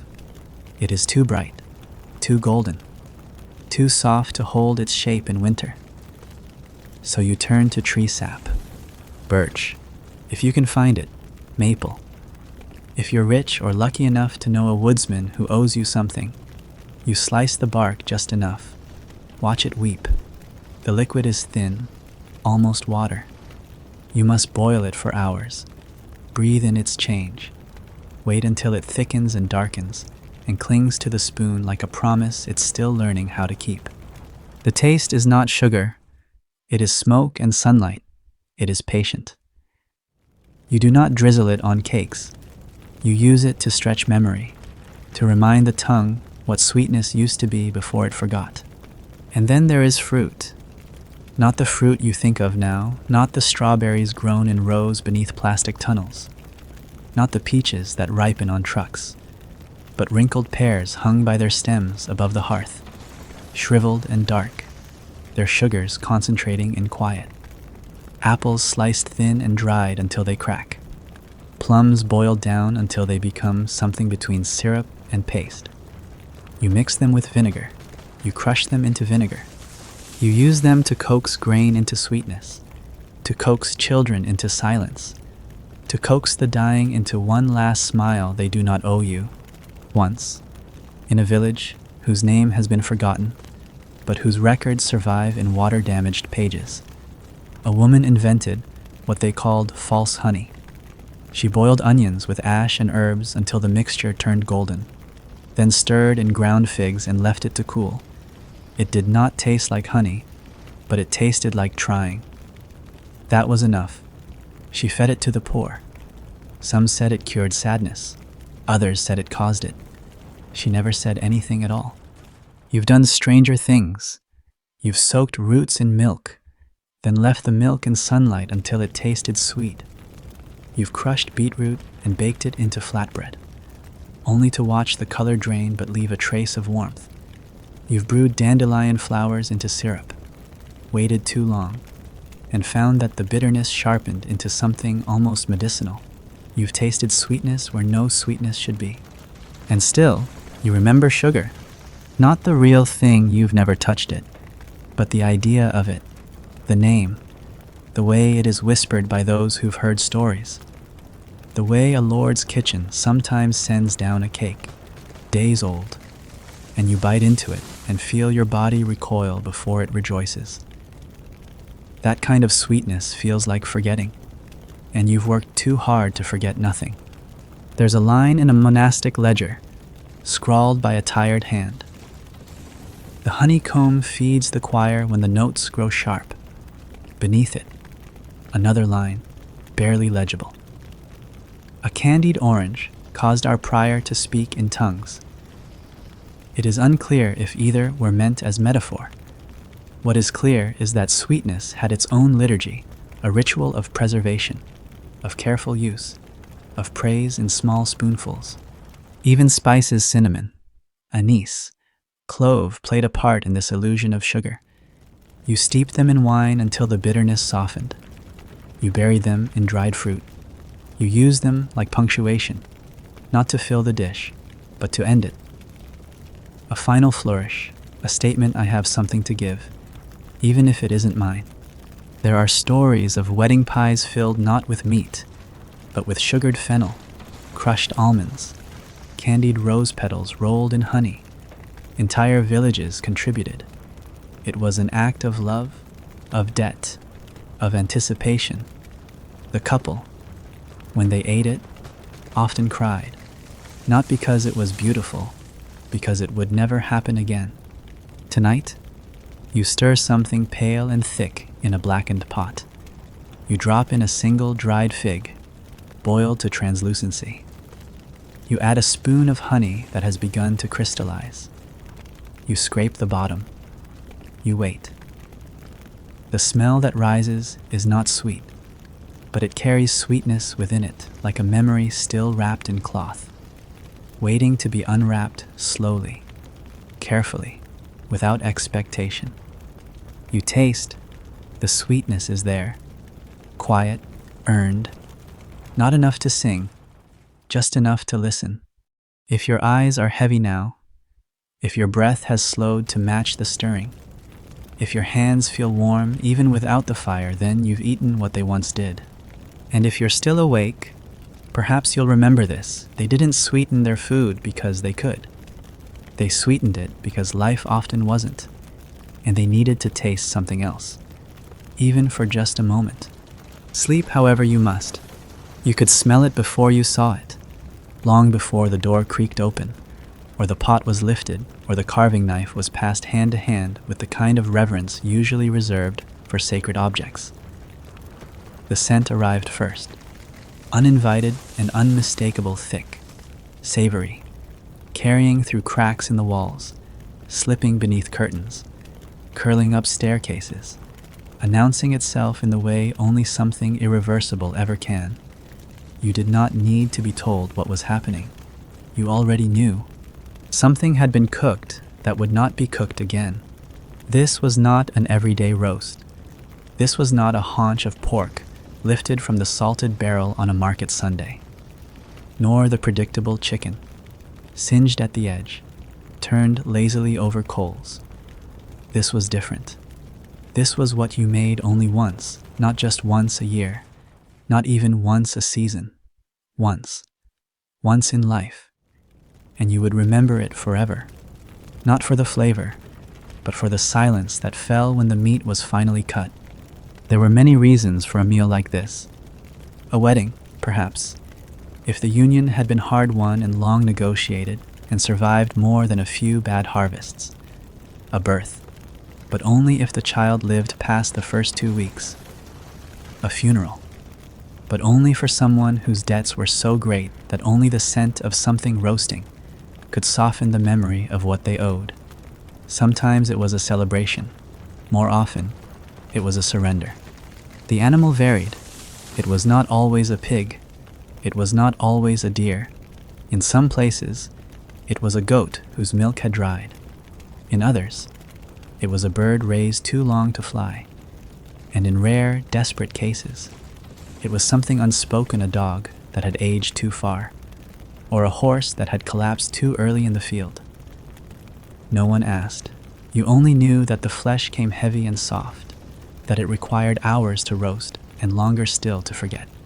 You did not eat quickly. That would have been a kind of insult. You took your time. You savored the smoke, the crisped skin, the way the fat melted slowly against the edge of the tongue. You swallowed with care, because this meal would not return, because the animal had not died lightly, because your own hands had helped turn the spit. And you remembered the way the weight shifted each time, the heat licking your wrist, the smell clinging to your clothes long after the meat had vanished. There is a line faint, almost erased in a parchment kept in a Wiltshire archive. He who eats from the fire's edge carries the flavor until death. It is unclear what it means. Perhaps nothing. Perhaps everything. Perhaps it is a warning.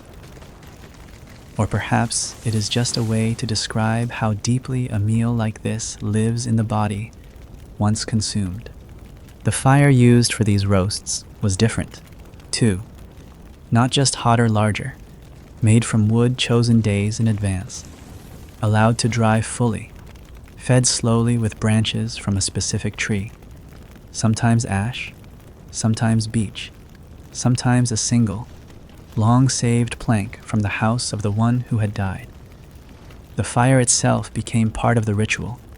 It warmed the air. It guarded the shadows. It told stories that no voice could carry. The meat was rarely seasoned, not because they didn't have spices, but because they didn't need them. The occasion was the seasoning, the gravity of it, the cost. You knew what you were chewing, not because of the herbs, but because of what you'd lost to have it. There are stories of roasts made on the eve of battle soldiers standing in silence, chewing, knowing it was their last shared taste of warmth. Others tell of forbidden meals, secret roasts held in cellars during plagues, where families risked everything to remember what fullness felt like. In one town, the meat was roasted behind the church, using coals from the altar fire. That roast was said to have cured a child who had not spoken in 3 years. Or perhaps it silenced the family enough to finally hear her. You remember your own version. You might have been a child, or not yet born. You heard the stories. You smelled the air. Someone you loved made it. Someone you missed ate it with you. The meat is gone, but the weight of it, the density of its memory remains. After the roast, the house never smells the same. That is the other cost. The scent clings to the rafters, settles into wool, becomes part of the floorboards.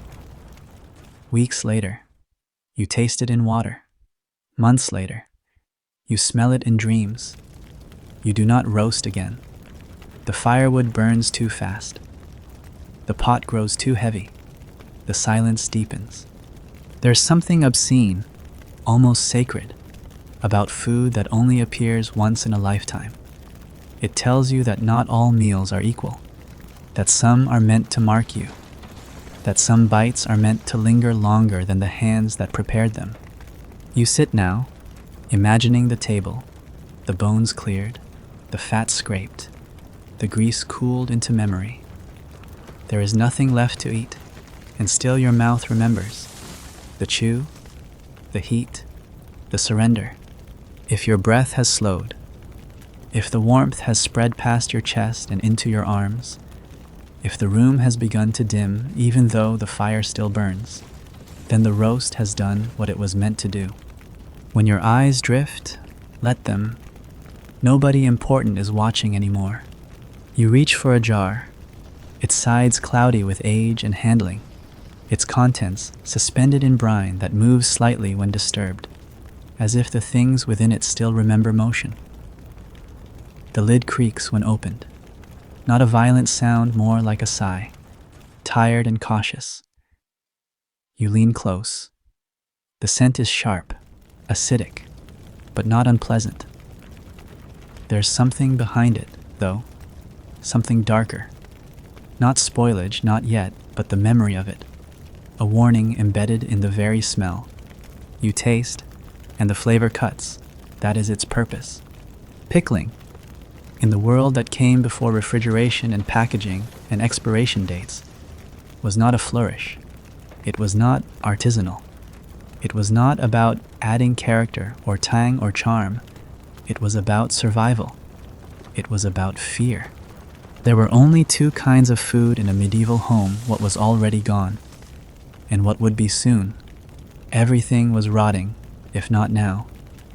Then tomorrow, if not on the shelf, then in your hands. Fruit collapsed, meat sweated, bread stiffened, even water, left too long, went green with stillness. So you did what you had to do. You salted, you soured, you submerged.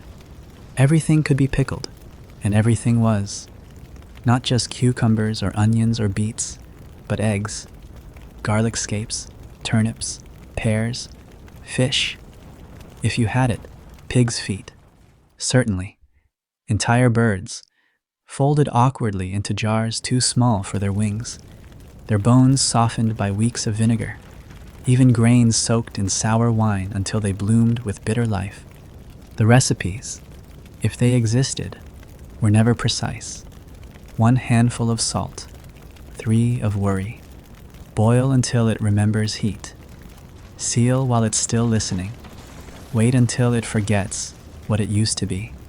Some pickles turned sweet. Most did not. They were meant to bite, to sting, to delay hunger just long enough for the next harvest or the next mercy. There is a document, copied poorly in a monastery where nothing grew for nearly a decade, that describes a vinegar song, a chant whispered while sealing jars, not to bless them, but to bind the rot within. The words are half Latin, half something older. The last line simply says, "Taste with caution. It has teeth." And indeed, many did. Pickles weren't just sour, they were alive. Not in the mystical sense, but chemically. Fermentation, unmonitored, was a dangerous thing. Too little salt, and it bloomed with the wrong bacteria. Too much, and it never softened. Some jars hissed when opened. Others fizzed, belched, leaked foam. You knew a good one by the way it greeted you, sharp, bright, unapologetic. You didn't eat them with meals. They were the meal. In months, where everything had already spoiled, where the snow covered what the larder couldn't hide, the pickled things waited patiently. They didn't comfort. They confronted. But they kept you moving. That was enough. The fear of rot never left the tongue. It stayed there, a shadow behind the molars, a constant hum of doubt. Was this fresh? Was this safe? Is this the thing that will silence me? Every bite was a test, every jar an almanac of risk.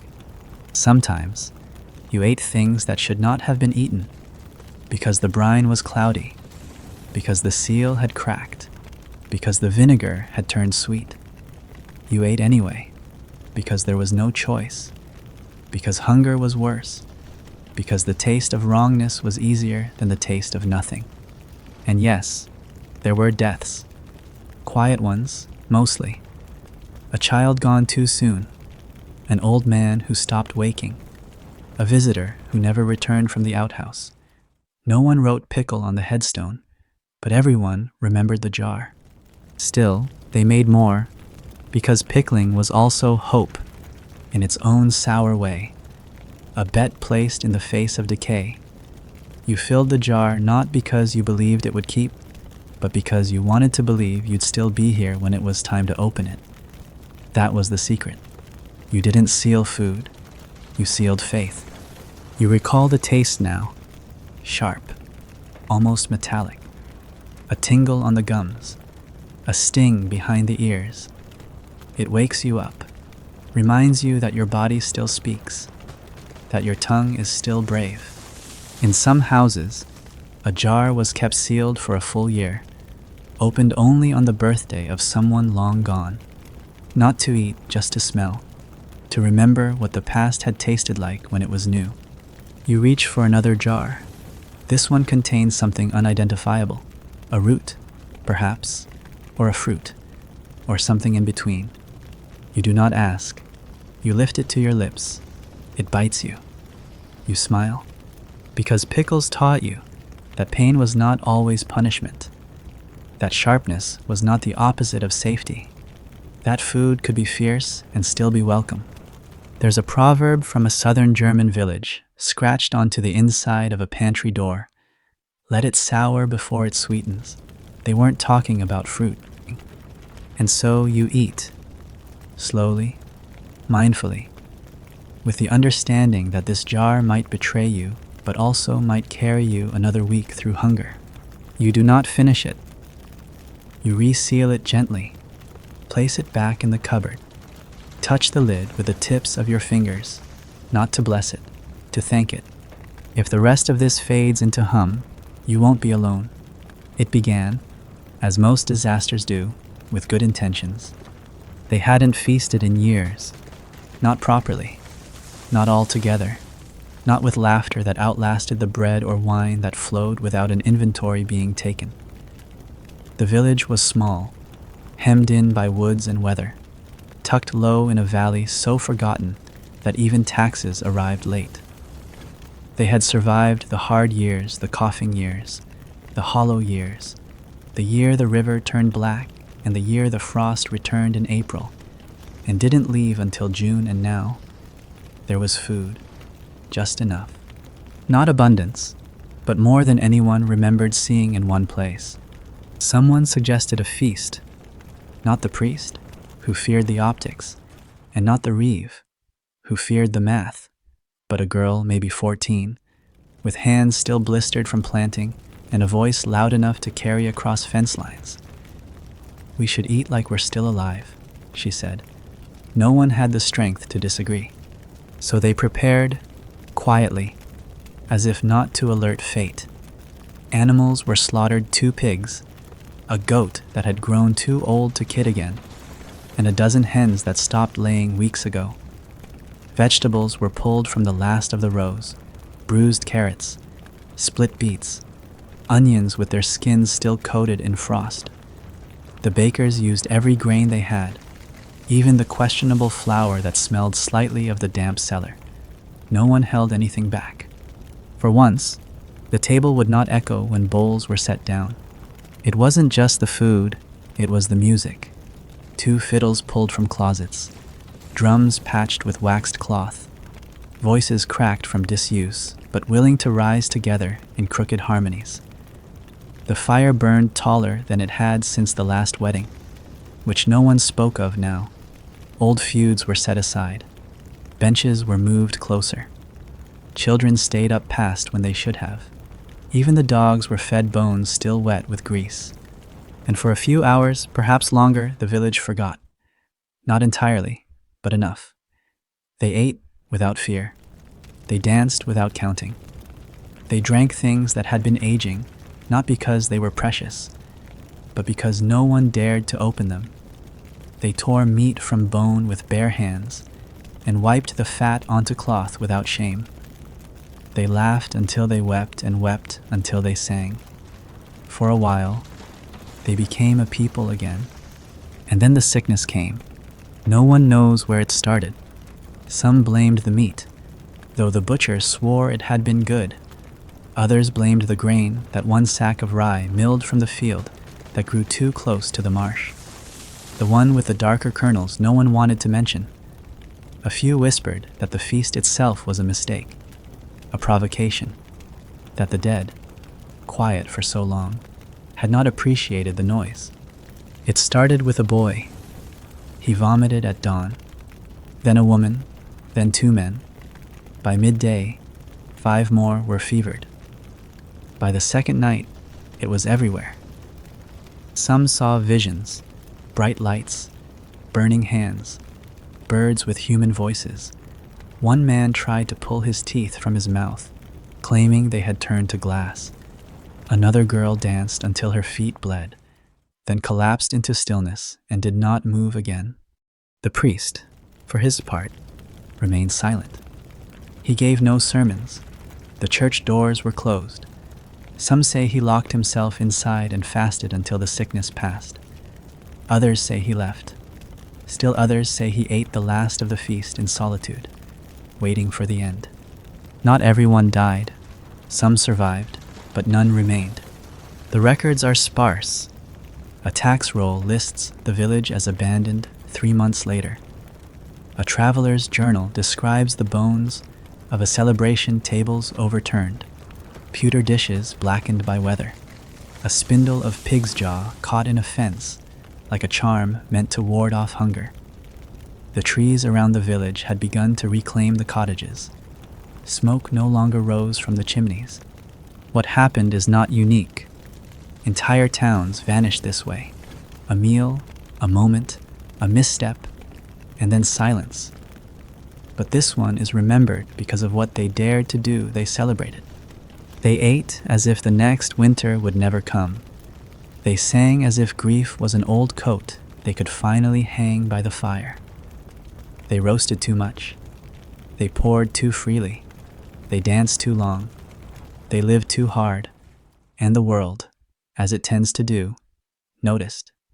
There is no moral here, only memory. A whisper, perhaps, that not all food is safe, that joy, when stretched too far, can tear, that some meals are paid for later, but also that they chose it.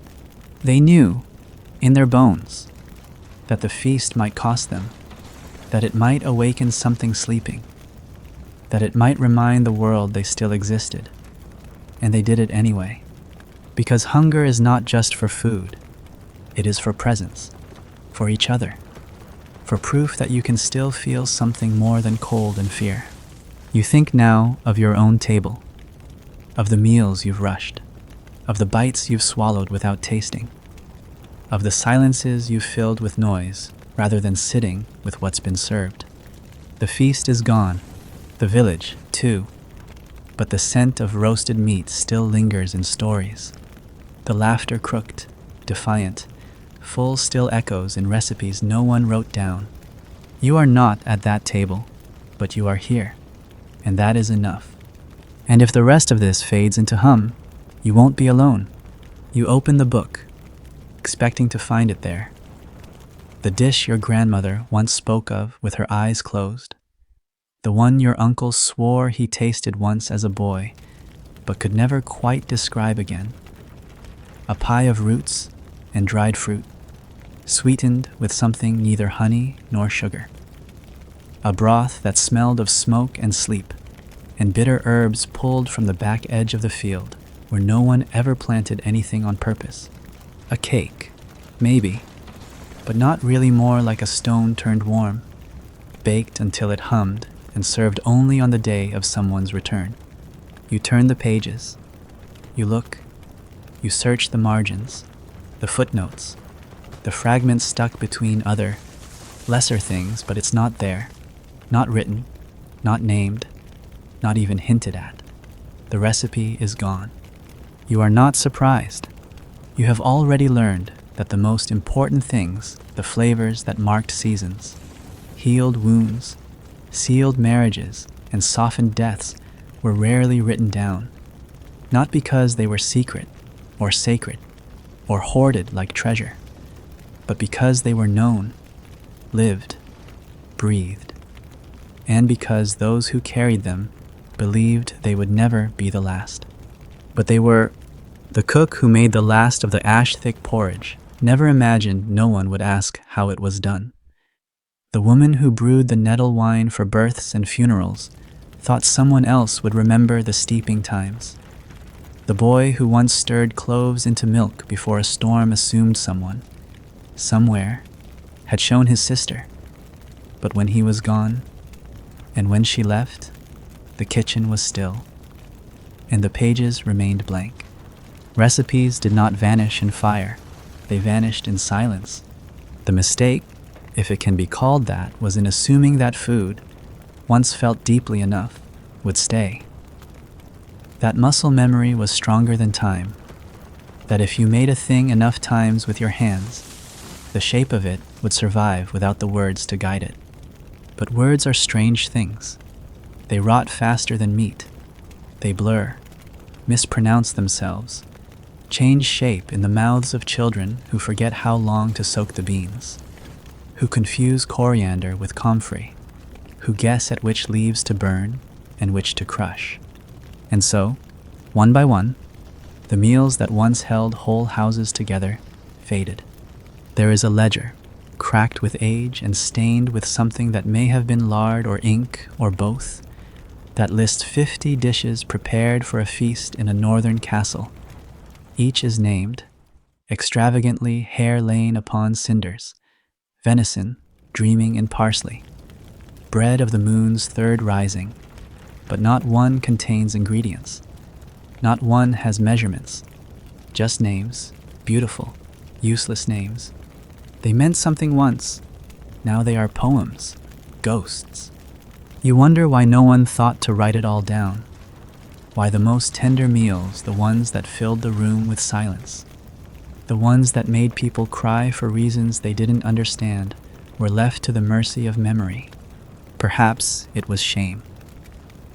That the meal was made of scraps, that the sweetness was coaxed from rot, that the fat was taken from a lamb who hadn't been meant to die. Maybe they didn't want it remembered like that. Maybe they wanted only the feeling to linger, not the facts. Or perhaps it was pride, that the recipe was never theirs to give, that it had been passed with glances, with gestures, with the sound of the spoon scraping the side of the pot when the soup was almost done. That to write it would cheapen it. That to record it would freeze it in time when food was meant to move, to adapt, to breathe with whoever needed it. There is a phrase scratched into the wall of a farmhouse, written beneath where the spice hooks used to hang. You won't know you're the last until you forget the first step. Maybe that's how it happened. One forgotten step, one missing note, one meal made without the whisper of the one who taught it, and then silence, not just of mouths, but of memory. You try now to reconstruct it, that recipe, that dish, that flavor that once tasted like arrival or recovery or forgiveness. You boil what you think were the right roots. You add the herb that looks most familiar. You stir clockwise, though you've never been told why. You wait. You taste. It is not the same. It is something, but not what it was. And you begin to understand. The loss isn't just of food, it's of language, of the way a hand moves when chopping, of the way the room smells when it's almost ready, of the way someone once said, "Not yet," when you reached too soon for a slice of bread that needed just one more hour of rest. You cannot write that down, you cannot preserve it in ink. There are efforts, of course, folklorists, archivists, cooks who chase ghosts through libraries and call it research. They find fragments, a note about dried mint on the tongue during storms, a reference to butter soaked in violet oil, a sketch of a hand holding a ladle. the fingers drawn too carefully to be imagined. They piece together what they can. They do good work, But the truth is, they are guessing, as you are now. And maybe that's all right. Because what was lost was not just a list of ingredients. It was a way of living, of feeding someone with the exact thing they did not know they needed. And doing so without asking. And doing so again tomorrow, even if they never said thank you. That cannot be printed. That cannot be bound in hardback.